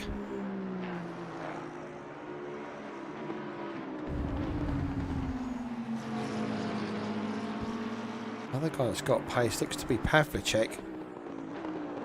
Yeah, last time around that 24 flat, so Radek also with time. Everyone really pushing here. Radek hoping his final pit stop will be quicker than Nico Van Hulk's. All to play for still. Don't let the times fool you. Strategy still to play out in this race.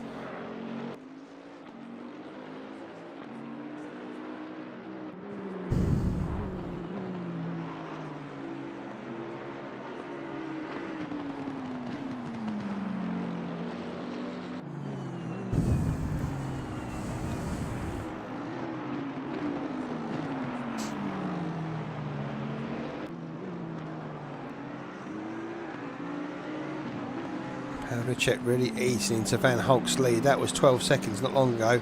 It's now down to 9.6.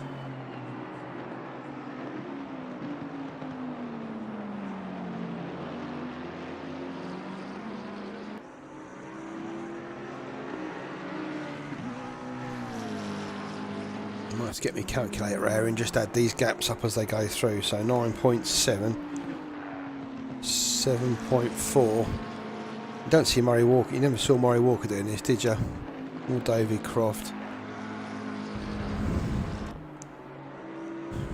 Right, the gap so far 27.5 seconds between Van Hulk and Camaletto.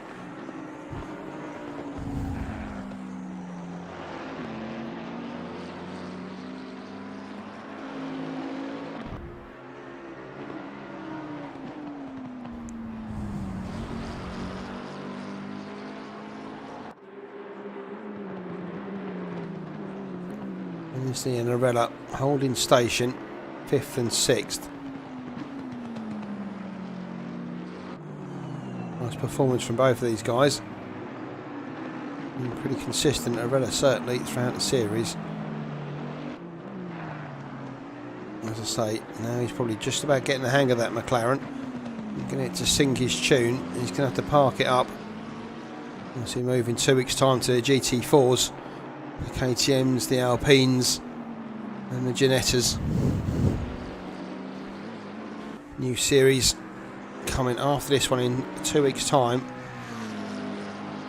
And remember all the details of that series, and the Formula 3 series we've also got running after the touring cars, again in 2 weeks' time. Hop on over to RRLeagues.com, all the information is there, as well as ways you can register for the series. And hey, I could be calling your name out in a couple of weeks' time at the front of the field, doing marathon stints in McLarens or sneaking strategy in Bentleys, who knows? Well, you won't be in Bentleys and McLarens in 2 weeks' time because they won't exist in those series, but you know what I mean.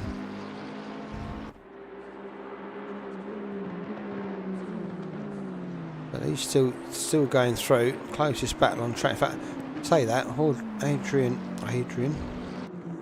and Horvath have their own little battle at the back of the field, 12th and 13th. Still 17 runners, 3 dropped out, Believer, Britain and AN Other.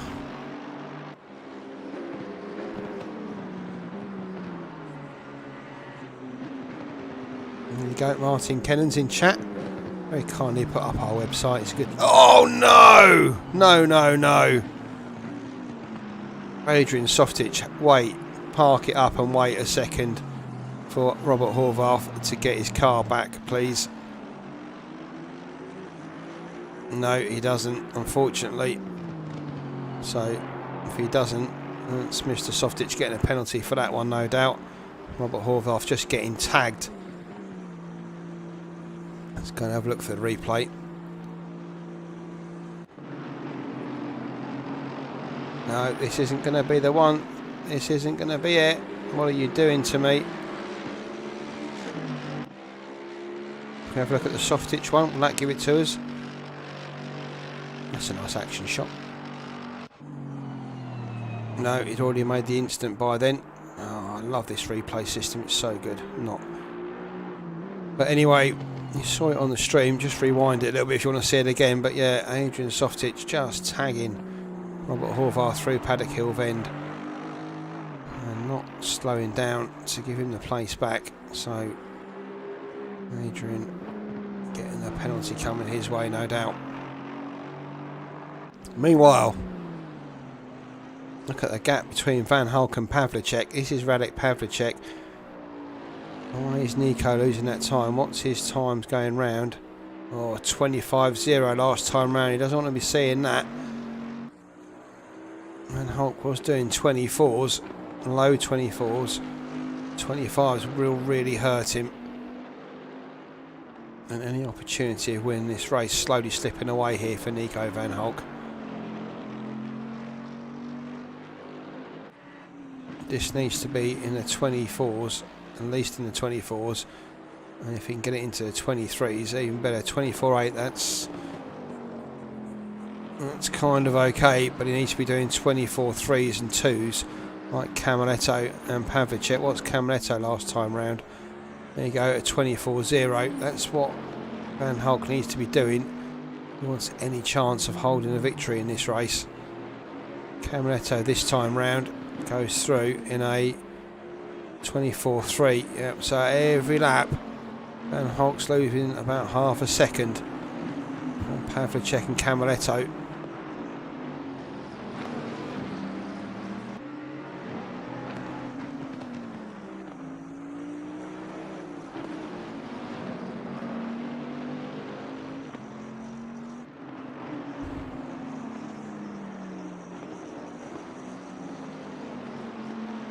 Teammates Kaki and Mead flying in formation, 3rd and 4th. If it stays like this, we have a massive rainstorm right now and they call the race off. It's possible Mead and Kaki would take the team championship with this points haul. Camaletto down in 7th, it'd be close. But these two still have to stop, don't forget. As does Pavlicek for that matter. Camaletto clear.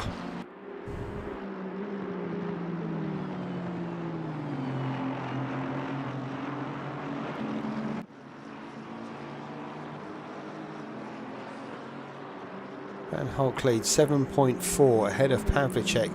10 seconds back to Mead and Kaki. Binnersley and Arella close together, and then Arella 3 seconds back to Camaletto. And when Camaletto came out of the pits, that gap was about 10, I think, back to between Arella and Camaletto. So 7 seconds made up there on the McLaren hijack. Meanwhile, Van Hulk kind of stopped the rot on Pavlicek. It's pretty stagnant at 7.5 seconds.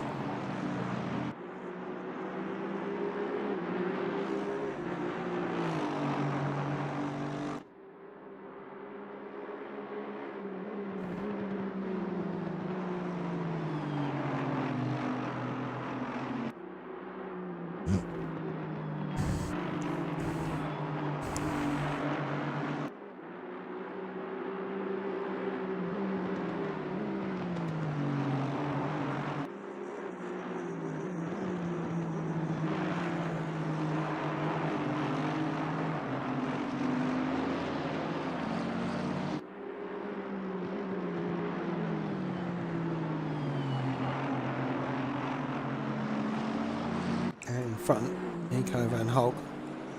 Has he still got a clear track ahead of him? Yep. Still got a nice amount of clear air. Van Hulk making the most of it. How much fuel has he got in that car? How far can he go? And will he have to change tyres? Of course, if he doesn't have to change tyres, he can make that car go to the end. It's entirely possible, if not entirely probable, then his final pit stop might not be very long. And if that's the case, it will be even closer between him and Camaletto at the end. Camaletto will obviously have the pace, depending on his tyre set.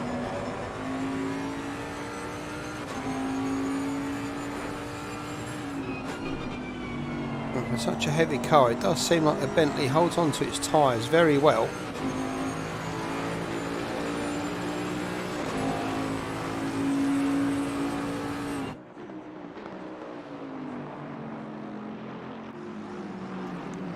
So still no rotate, just waiting for the final chess pieces to be moved before the final plate.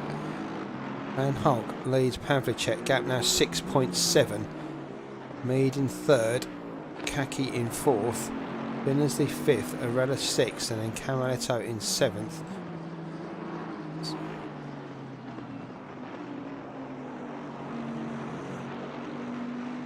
"25 seconds now, so Camaletto's pulled 2.5 seconds since the last time we did that mental maths. 25 seconds, more than enough time for Van Hulk to get in the pits, get fuel and get out of the pits. But nowhere near enough time if he needs to change his tyres. A minimum 30-second stop for tyres and fuel, of course. But that would really kill Nico Van Hulk's race. All the press reporters all gathering in the pits, waiting to see if Nico Van Hulk's team have got tyre warmers on his tyres. Whether they're in racks in the back of the garage, that's the question. Van Hulk comes through to complete 61 laps. Leads Pavlicek from Mead and Kaki, Binnersley, Arella, Camaletto, Morgan, Dorr, Leach, Adrian Softich in 11th, Horvath there in 12th, Dutz in 13th, Schultz 14th, Fillingham 15th, Magyar and Fredrickson round out. The runners still going. We've lost Jim Britton, Adrian Deleva. Insert name here. I'm so sorry whoever that is. You think I'd have a little list here, wouldn't you, and be like professional, but no, they just don't pay me enough. That involve paper, pen, ink. It's not happening.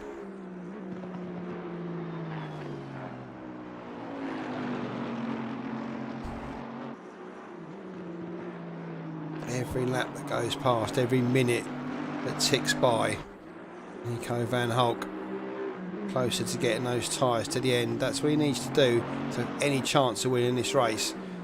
To to make that rubber go another 31 minutes and 47 seconds.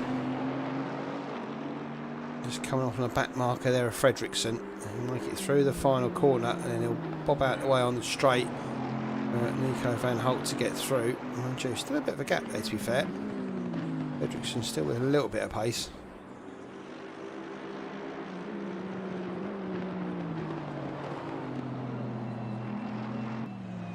Pull to the side, let the leader through. Nice drive in, Mr. Fredriksson. Makes Van Holt go around the outside though. That'll cost Nico half a second or so.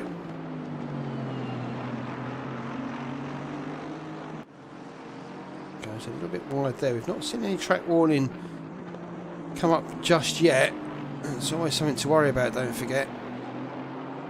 Though if they're sensible and they know they've gone wide, they will back off the drivers just to make sure they don't gain any time.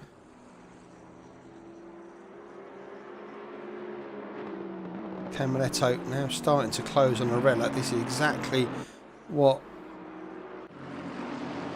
Nico van Holt will be hoping. There's RRL, and you'll see Camaletto in the background just starting to get close. Is Camaletto going to have that luck again, get onto the back of RRL and watch him disappear into the pits, along with Binnersley and Kaki and Mead? Van Holt praying they all stay out and hold Jack up.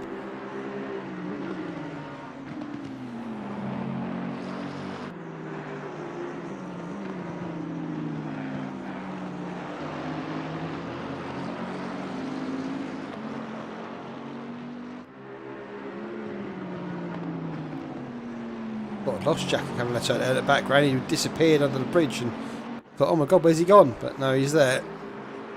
Second and a half off the back of RRL.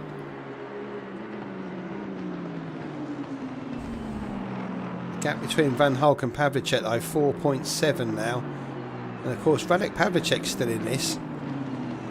Not quite with the margin of error that Van Holt's got, but still.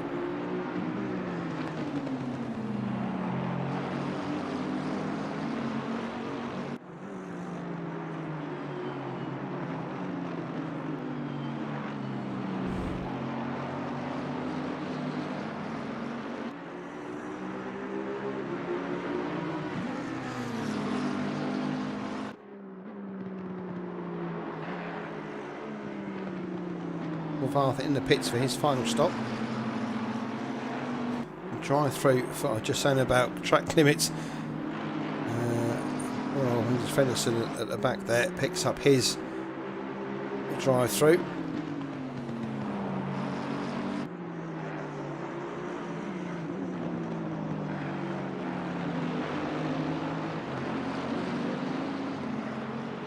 Camaletto inching close to this battle, but not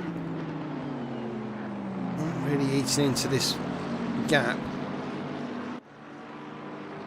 Quite content just to wait for these three to sort themselves out. Going for their service. One required service there for all three of these.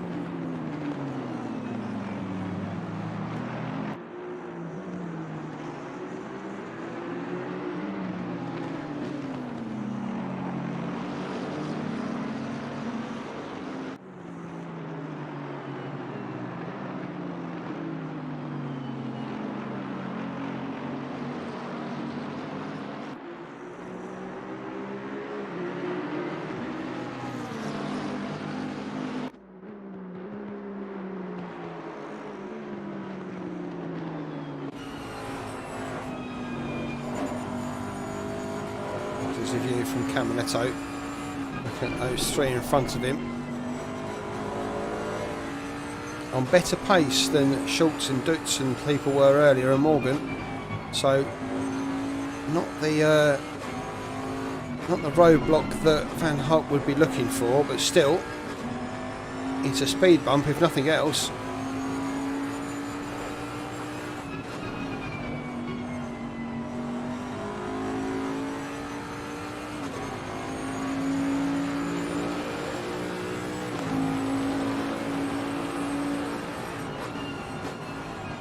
Do you know what, as a chasing driver, seeing cars in front, looking out like Benazzi's doing there for position on PitStopUK, that's not something that's going to fill him and inspire him.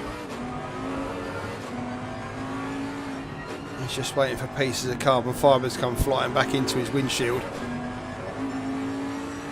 And one thing he doesn't want to do is get caught up in somebody else's accident.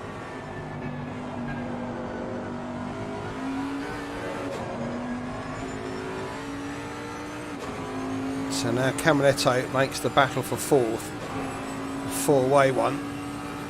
Camaletto with the advantage of not having to stop again. He's driving to the finish, don't forget. The three in front still to drive into the pits, as is your race leader Nico van Hulk, Radek Pavlicek and indeed James Mead, all still to stop. And now Camaletto finds himself with a bit of a problem.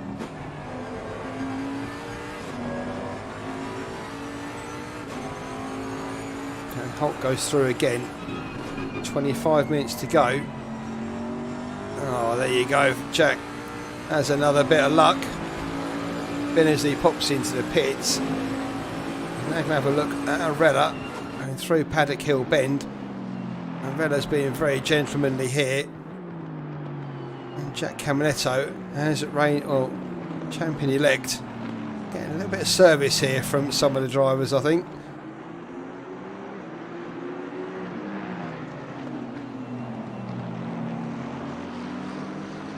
Could have been a lot worse for Camaletto. He's passed two. And now his possibly biggest challenge with PitStopUK, defending for the team championship against Camaletto. Just while they're catching up, to give you an idea, don't forget that's the team championship. Paradigm Shift currently leading. Maniac refueled, Kaki, Mead, Camaletto, Pavlicek. Each driver scoring decent points today. It's going to be really, really close in that team championship.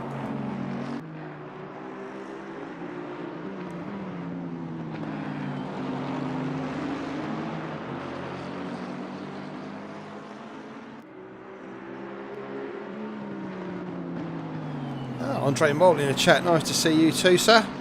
Well done, Randy. Camaletto now right behind PitStopUK. Kaki defends up the inside into Paddock Hill. Nice driving from him. And they'll go around. Arella still hanging on to the back of Camaletto. In fact, almost in the back of Camaletto there. Yeah, Andre Moll just saying in chat, I wonder if some people realise they have to pit twice. That's a good point. It's been one pit stop all race, all season rather, with the exception of that 60-minute sprint race.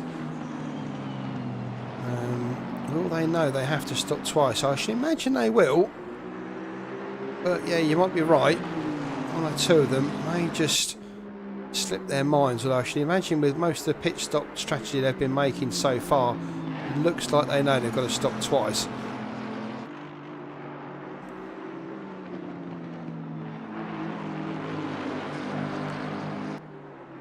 So Camaletto not finding Kaki as easy to get past as Benazzi and Arella.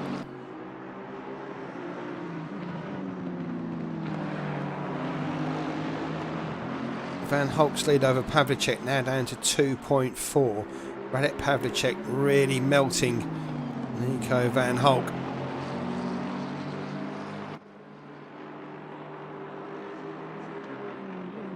So this could be close come the end between Van Hulk, Pavlicek and Camaletto, especially while Kaki stays out.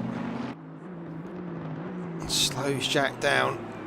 Is Camaletto going to have a look up the inside into Paddock Hill here? He is. Oh, Kaki's gone wide. That's let Arella through. The two of them come together. Welcome to ACC physics as they bounce off each other like elastic bands. And once again, Jack Camaletto shine the light, the righteous. The sun shines on the righteous. That's what I was trying to say. It's certainly shining on Jack Camaletto tonight. The only real problem he had, I think, earlier was passing Robert Horvath. They just touched front wing to rear wing. That's the only real threat he's had tonight. And you can see the gap up front, just 18-20 seconds. That's how much Nico van Hulk's got. Pavlicek's got 3 seconds less. 20 minutes or so to go. Race leader Van Hulk, he has negotiated one of Horvath or Door there, so that would have given him a little bit of time wasted there, as Pavlicek still to get past the AMG.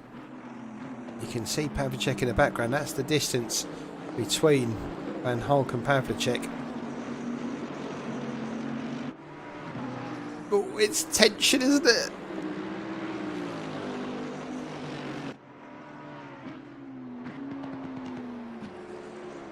The AMG gets out of the way nicely. Pavlicek in the perfect place. Van Hulk goes wide. Those tyres really starting to get away from Nico van Hulk here. I think that's why he's losing the time.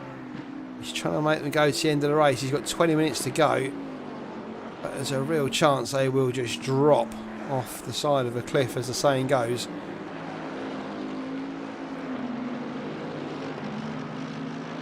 And if he doesn't change them. And with 20 minutes to go, you'd have to say the risk is probably worth it to keep going. If he does go in and change them, he'll fall behind Arella. He might even fall behind Morgan, depending on whether Callum Morgan stops for tyres. And of course, depending on what the others do as well. But you know, with every passing minute, you've got to feel it'll go the way.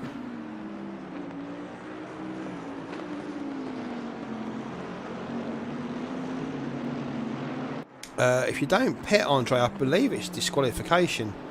I think, because you haven't carried out the mandatory requirements of the race, although don't quote me on that. But if I was a race steward and you hadn't done what you'd been told to do in the race, that would be my view on it, at least. Although I have seen in other series that not be the case, but who knows. That's, as a steward, that's certainly how I'd see it.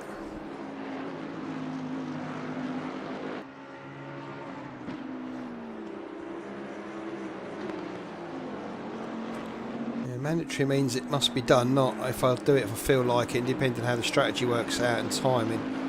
Mandatory is mandatory.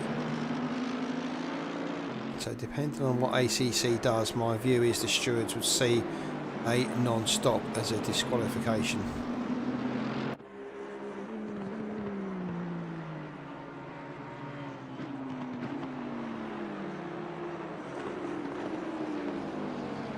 One more lap gone for... Oh, look at the tyres have gone on Nico van Hulk's Bentley. This is going to be an interesting last 18 minutes for him and for Pavlicek as well.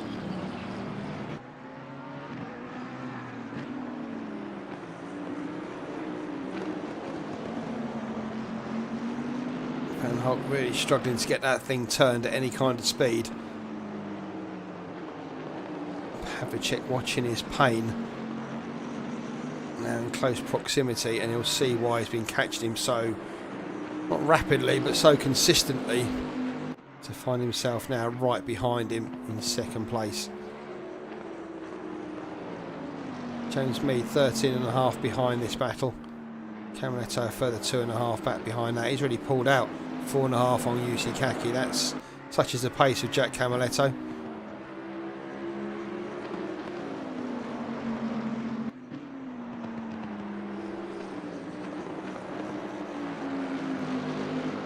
Softitch ahead of Arella, so carries his battle through, although he does have that incident with Robert Horvath to worry about. And in fact, Pavlicek's in, so Radek Pavlicek comes in for his stop. Van Hulk goes through. Just keep an eye on Pavlicek, see how long he stays in the pits for, if this is just a splash and dash, or whether indeed he changes tyres. Let's watch. Clock starts.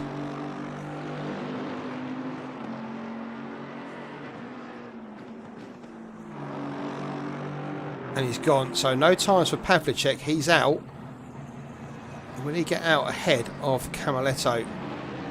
In fact, no, Camaletto's already through. In fact, he's up at Druids.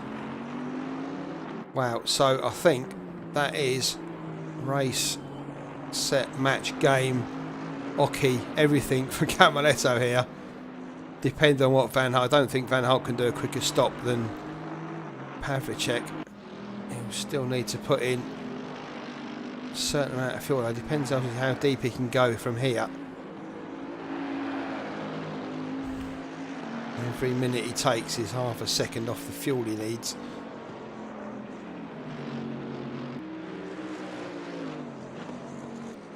"15 seconds back to Camaletto for Nico Van Hulk.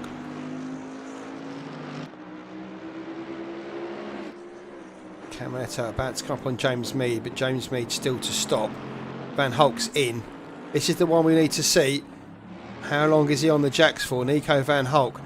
This will be Jack Camaletto's race in a bag right here. Van Hulk down the pits. All that time ebbing away. Where is Camaletto? He comes over the start-finish straight. It's irrelevant how long Van Hulk. He still hasn't stopped at his box, Van Hulk. Camaletto's through, so Jack Camaletto effectively leads from Van Hulk and Pavlicek. Where does Van Hulk come out against Pavlicek? Let's have a look. There's Van Hulk. Where's Pavlicek? He's still coming. So Van Hulk's managed to make 2 or 3 seconds there on Pavlicek. That should nail him second place if he can keep those tyres going to the end. NSX there behind him of Dusan Magyar. I haven't seen much of Dusan this race. But Dusan Magyar still rotating round in that Honda. Good to see Dusan still going. Nice chap.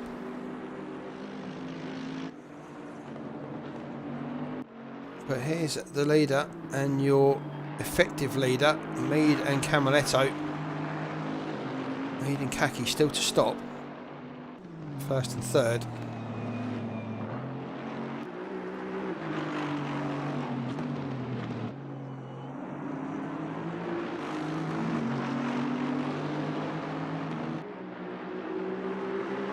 Oh, the tension's gone now. I feel a little bit dejected. I wanted to see the last 10 minutes of 3 of them going side by side. Anyway, Camaletto on Mead. He's going around the outside of James Mead here. Look at that, wow. Pace of that Bentley pass there. As James Mead struggles to get that round.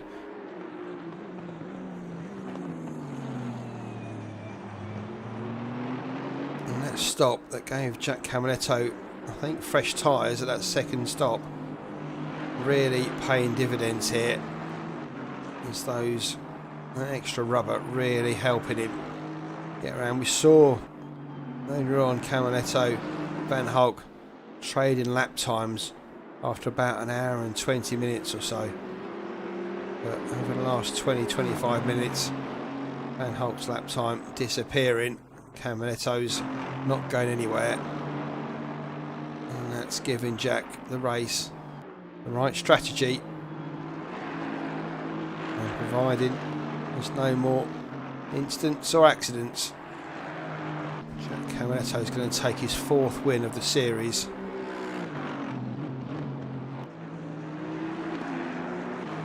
Again, if you look at the championship, he won at Suzuka, won at Zandvoort, 2nd at Kyalami, had the disaster at Paul Ricard after coming together between him and Pavlicek. He won last time out at Bathurst, and it looks like, as I say, natural disasters aside, that this is his race again today. And you have to say, well, there's 12 minutes to go. I think it's fair to say that he has been the shining star in this series, Jack Camaletto. He's very good on his streams and takes a lot of time to interact with the community, but he's completely focused on this series, not streamed it at all. He's just sat in his rig, concentrated on the game, practiced, and that has obviously shown through in his racing. And I get, as a driver, why you need to do that, to prove that you can compete at some of the highest levels, and this is a high level, don't get me wrong, these guys aren't slouches by any stretch of the imagination, but Camaletto's really dispatched them.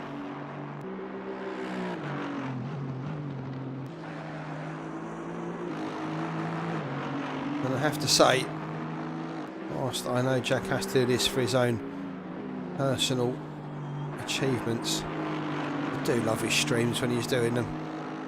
It does take viewers away from us, obviously, as they watch his stream, but having said that, they are so entertaining and he's got such a personality. I hope it's not a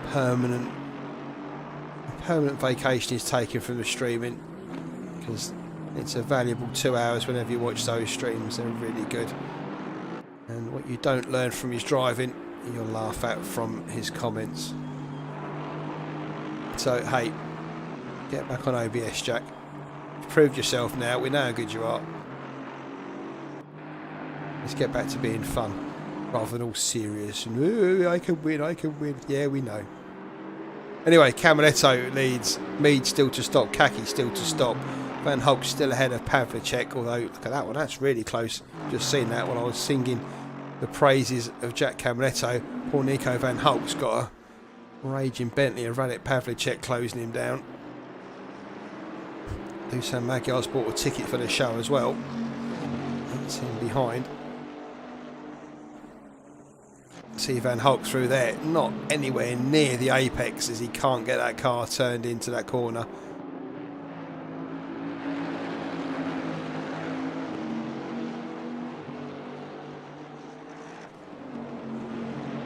Van Hulk looking for a second here.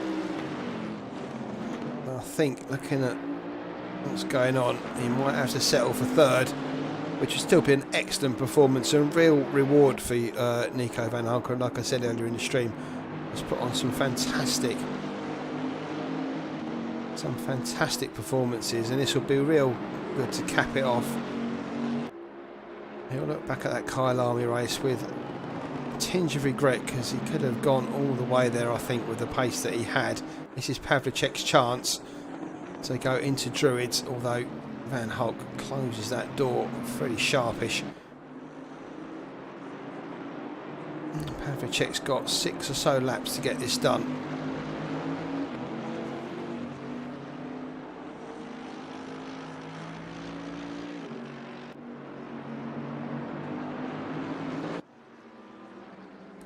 Mead and Kaki obviously going for the splash and dash at the end.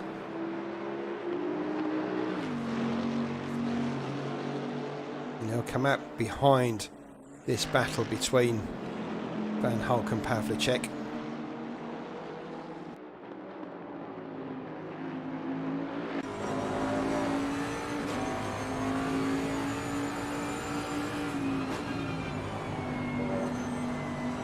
But Radek can see Van Hulk struggling with that Bentley. Cannot get it turned at all.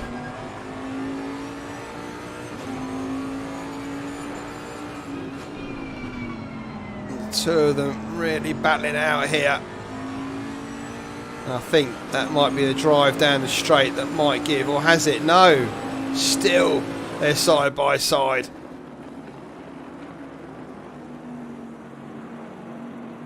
Dusan Magyar really watching this with a smile on his face. Watching, oh, is that it? Van Hulk just gets it round Druids. Every time he tries to get it round, it's harder and harder and harder, and he can't get it round Graham Hill, but he manages it.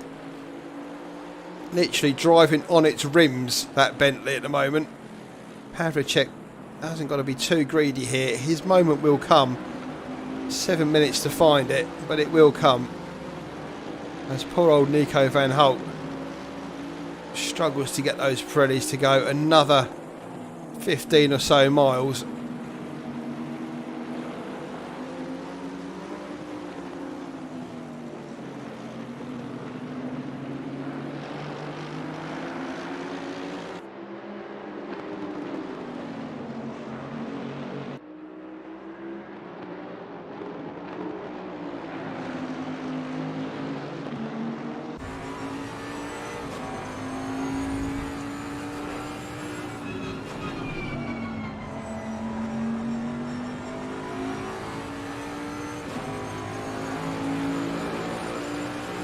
not going to be this time for Radek Pavlicek.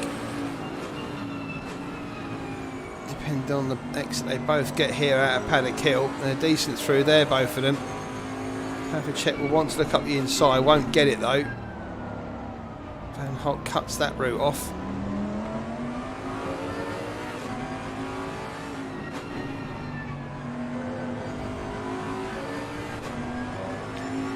Give you an idea of lap times. Remember Pavlicek earlier was doing 24 flat. Last time round a 26.7. Nico Van Hulk has turned into the snail, the tortoise, whatever you want to call it, but he's got no pace in that Bentley now at all. Tyres gone completely. Look at that, struggling to get it anywhere near the curb there. Pavlicek can't get any closer.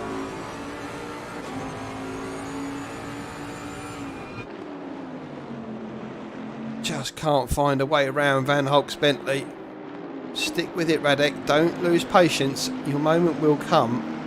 Every minute that goes past, more opposite lock Nico Van Hulk's got on that car.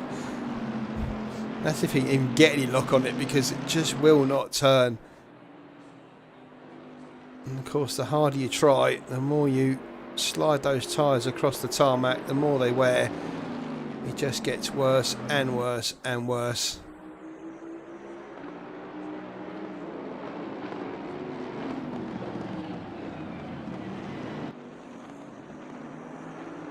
Kaki and Mead's coming. It's like Kaki and Arella have had a coming together. We'll wait for the end of the stream for that one. Or at least until Radek, if he can make it past Van Hulk. Caminetto's away out in front. Van Hulk and Pavlicek fighting over second. Binnersley, great race from him in fourth. Softitch in fifth. James Mead, UC Kaki, 6th and 7th. Oh, is this Pavlicek's chance? Van Hulk slow through there. Slow everywhere it seems, Nico Van Hulk. But still Pavlicek waits. The openings are getting bigger. Radek just needs to hang in there, not do that. Stay off the grass, Radek. I'm cheering for both of them, honestly I am. Magyar has sold his ticket, it looks like, to David Dorr there behind to watch this.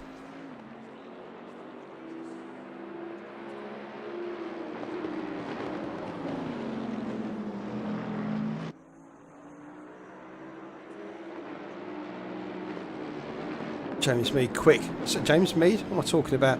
Nico Van... Oh no! They were going so slow. They banged doors, had a sandwich together, shook hands, and off they went again. Pavlicek will soon get right on the back.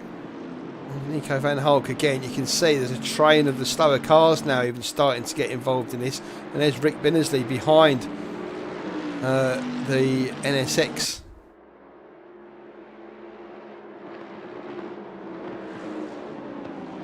Of Dusan Magyar, sorry. Trying to work out everything in my head then. 3 minutes to go. I do hope Radek Pavlicek hasn't given that away on that moment. It's good they didn't go off, the two of them. And they're still living to fight another day. And you can see Pavlicek already on the back of Van Hulk. And have this and 2 more laps, I think, maybe 3, to get it done.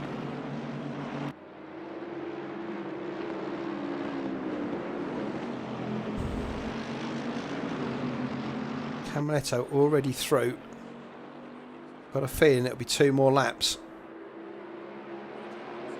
That's what Pavlicek's got to get.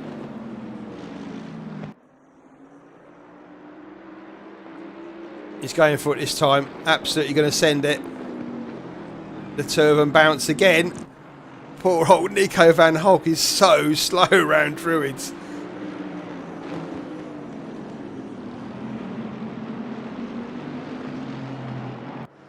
Binnersley, meanwhile, at the background, wondering what's going on.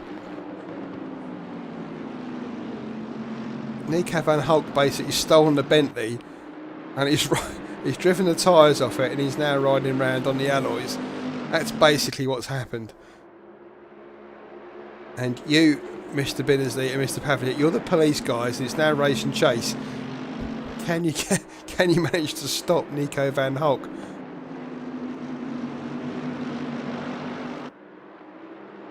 Binnersley is going to spoil Pavlicek's party here.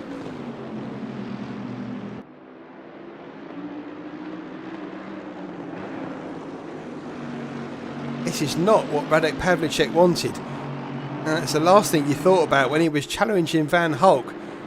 I'm wondering how slow that Bentley could go. One thing you didn't expect was that pink and white Bentley of Radek Pavlicek to start eating him up. Where's Camaletto on track? Going through there. I've got to... Oh, this is going to be close. This is going to be close. This may be the last lap. Nico van Hulk suddenly with a second and a half over Radek Pavlicek. Because Rick Binnersley has got him. Look at that. Oh, get it turned, get it turned. Fair play to Nico van Hulk. He'll be getting a Christmas card from Pirelli at the end of this, I'm sure.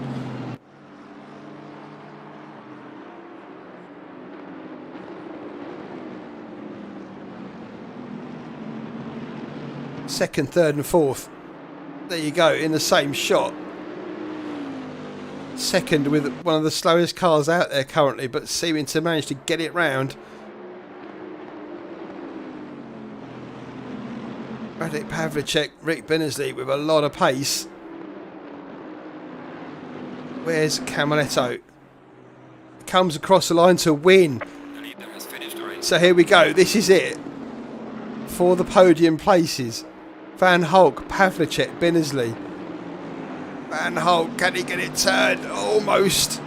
Just, look at that. 3 Bentleys. 1, 2, 3, 4 rather.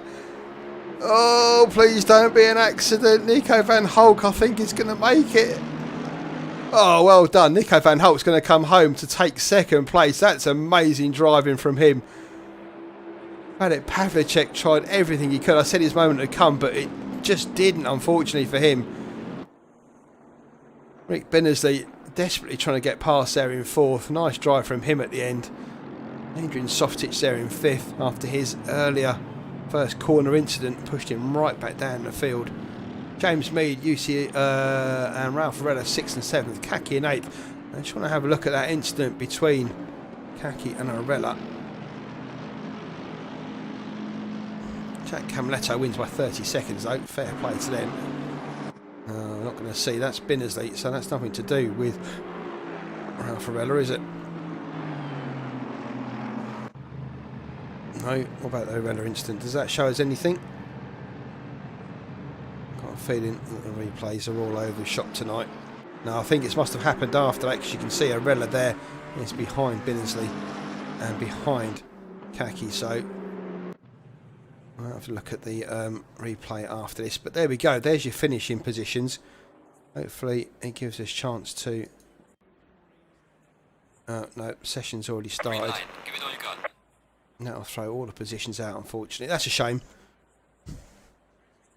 But, yeah, Camaletto taking the win, his fourth of the series, from Van Hulk, Pavlicek, and Rick Binnersley. Awesome. That's the end of series 53. 53? 52. 52. There we go. There's been so many. I'm struggling to keep count. It's been fantastic watching. It really has. Really enjoyed all of that. And while we're waiting, let's put a bit of promo up. Don't forget, like the video if you haven't already. I forgot to do that in 2 hours. That's the first time I've asked you to do that. I'm being so generous to you. And we'll just go back and see if we can find the replay. Oh, there we go. As I said, the GT4 Lightweight Cup coming to you in a fortnight's time. First race at the Nürburgring. Pick your weapon. It's me, I'd pick the KTM for all of them, but that's me. Even at Mount Panorama, that was a crack. In fact, there you go. Let me give you a little bit of rundown on that. So, Alton Park, at Mount Panorama, you want the KTM. Hungaroring and Brands, probably take the Alpine. And then take the Ginetta at the Nürburgring and Laguna Seca. You heard it here first. That's what the winner will do. That's what they have to do. Right, let's see if we can find the highlight reel from there. I didn't press M, so we're only going to get half the highlights, no doubt. Here we go. Let's see what we can show you. Oh, where's me mouse? Where's me mouse? Oh, you can just hold your horses. I'm busy doing these bits and pieces. There we go. Right, let's see if we can find Adrian Softitch's car. No, that's changing camera. That's not changing car. There's Pavlicek. 77 is Rella. Is that Softitch's car there? No, Softitch is behind him in 6, isn't he? That's Adrian Softitch. So there we go. Let's switch view. There we go. Slow it down slightly. And let's play the race start. So you can see Pavlicek and Camaretto cross the line. Cars all a bit spaced out there. Green flag goes. So watch the white and green car there with Callum Morgan with the gold car. Softitch goes around the outside, cuts across Morgan by the looks of it. That affects Rick Bennesley, Morgan and Softitch go into the gravel. So I've got a feeling that one is on Adrian Softitch. Just go back a few more. See if we can find Callum Morgan's car. 77 is Ralph. 47 is that? Yep, that's the one we want.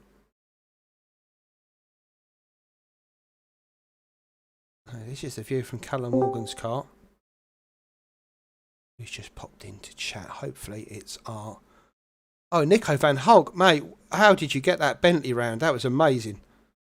Yeah, the tires were gone at the end, so Oh, we were was watching. quite a I was challenge. watching your pain going through Druids. It was like watching paint dry, mate. It was terrible. Yeah, yes, they were really, it was really, really difficult. And then, Pavlacek, I think I completely ruined the name.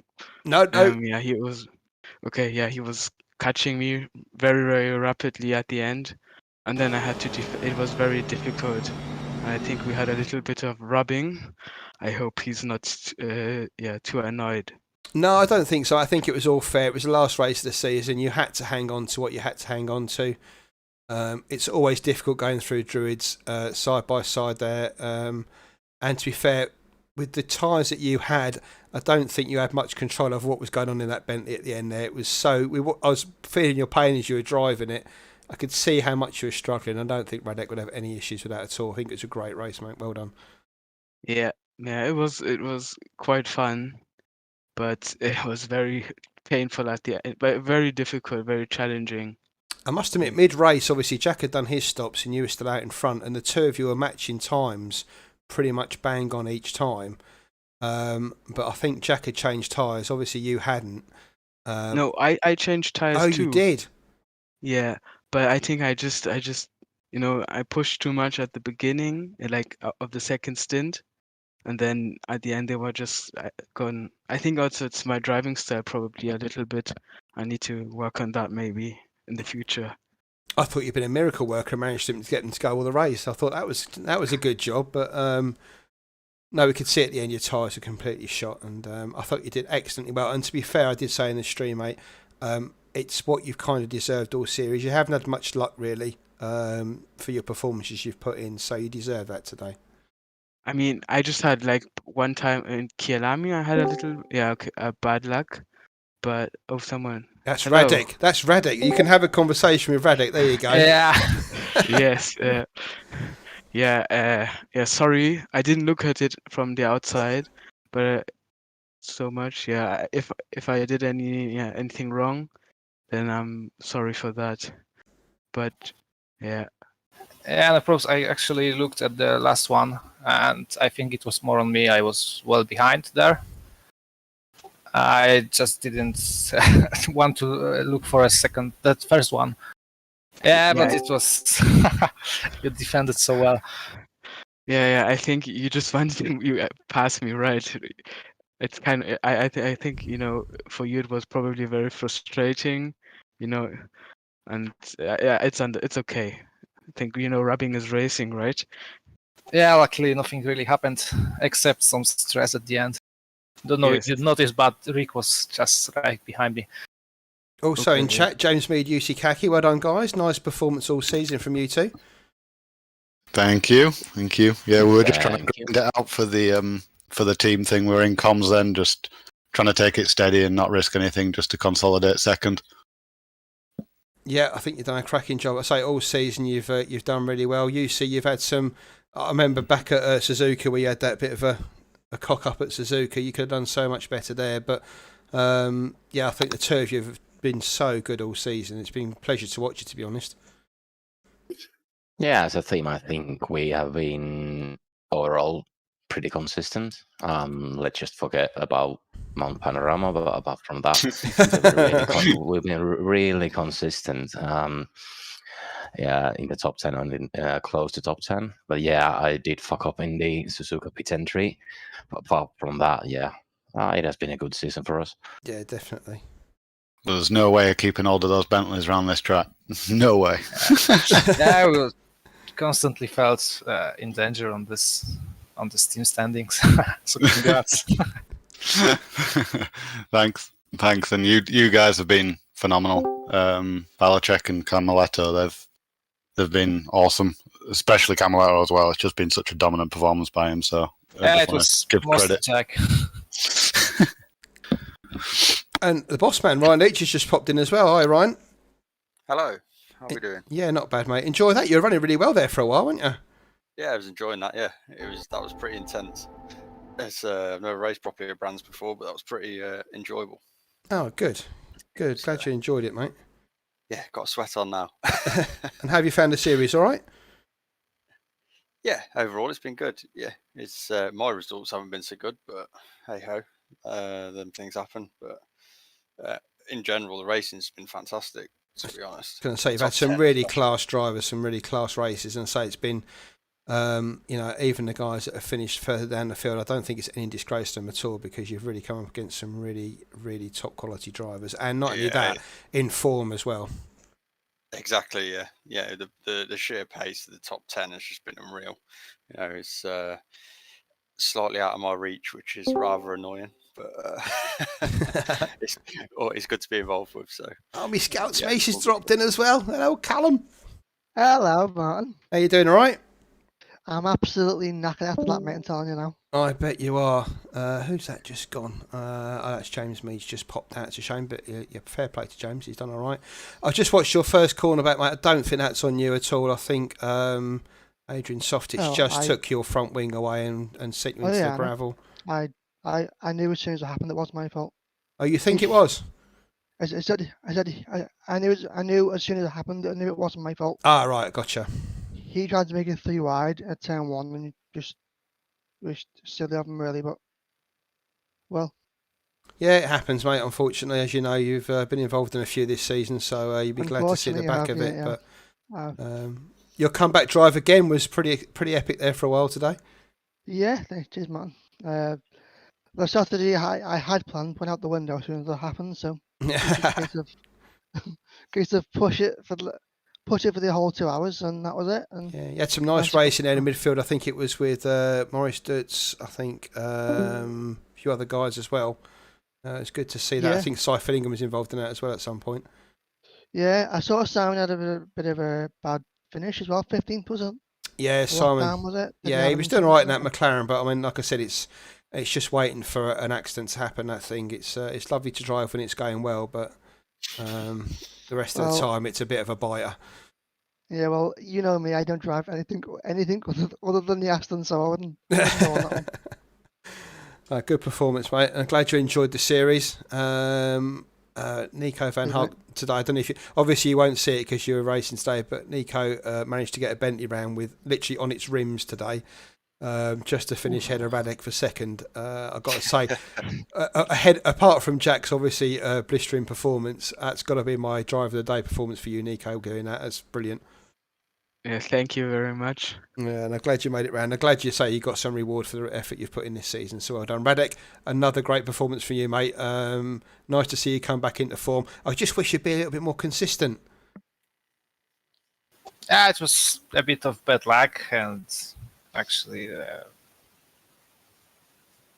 season went pretty well overall. Yeah. I think you've got that Bentley off to a fine tee with Jack as well, with Jack's help. So yeah, it was just nice to see you get some of the rewards you deserve as well. So that was good.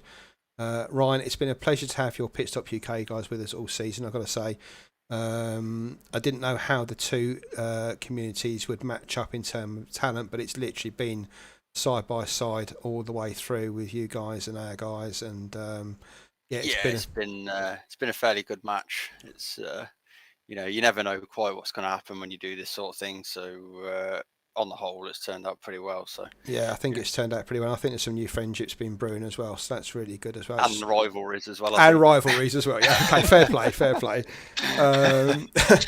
But hey, you can't get friendships without the rivalries. No, I guess not. But no, I'm really pleased it all came together the way it did, and I say thanks to you and Jack for arranging it in the first place and managing it the way you did and putting it together, because I say it's been a really good watch, and hopefully for you guys a really good experience to racing as well. Yeah, it's been good. Cool. Well, I'll let you all go. Thanks for dropping into the commentary box. Appreciate that. And yeah, hopefully we'll see you in our GT4 Cup as well. I know it's not for everybody, but hopefully it'll be for some of you. Yeah. Cheers, Martin. Cheers, Martin. Great work. Oh, cheers, bud. Appreciate it. Yeah, thank you, Martin. And yeah, thank you for this whole season of commentating. Yeah, you're welcome. I say it's my pleasure to watch you guys race. I can't do what you guys do, so I can sit and talk about it. It's even better. Good job, mate. Cheers. All right. Thanks for the commentary. Thanks for the commentary, Martin. Cheers, Callum. I'm going to head off. Take it easy, bud. Take it easy, all of you. And you, mate. Good night. Yo, thanks also from me. No worries, Nico. Take it easy, bud. Yo, good night. Yeah, good night. So there you go. All your performing drivers in the chat. They're the ones that wanted to talk. Good to hear from them all. They all seem to have a smile on their face, even if it was a pretty sweaty one.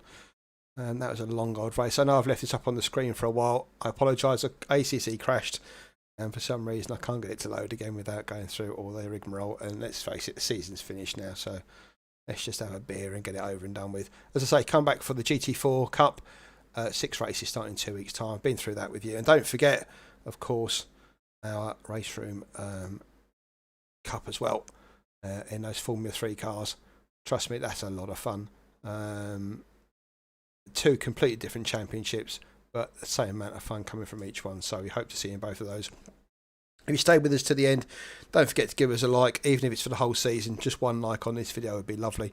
And thanks again for all your time you spend listening to me waffle on about bollocks throughout the whole season. It is appreciated, and thanks for all the nice comments you've given me over the last 6 weeks. It's been lovely to meet all the PitStop UK guys. And as I say, everything I just said to Ryan is absolutely true. It's been really good to see the two communities come together and perform as well as they did, literally matching each other blow for blow. It's been an epic watch. Thanks again for watching. I'll let you get on with the rest of your evening. It's bloody hell. It's 11:15 here in the UK, 11:45 to midnight in Europe. Thank you all for spending the time you do with us. It is appreciated. Enjoy the rest of your week, and come and join us on Sunday to see that final round of WTCR cars. That thing's mad. To be fair, after Sunday I'll be looking for a break because I'm absolutely out of breath doing that race on Sunday. So a 2-week layoff for me will be lovely, and we'll see you back on when it'll be the 14th, 13th of October for the first race in that GT4 Championship. I'll be here in the commentary box. Come and see us in. Thank you, Martine Kennans in chat. I see you, and I appreciate your comments, mate. As you're always there, you're always good, and it is appreciated. So thank you very much. Anyway, enough waffling from me. Go and have a drink and a shower and whatever else you need, and take it easy. And thanks again for watching. Cheers, guys.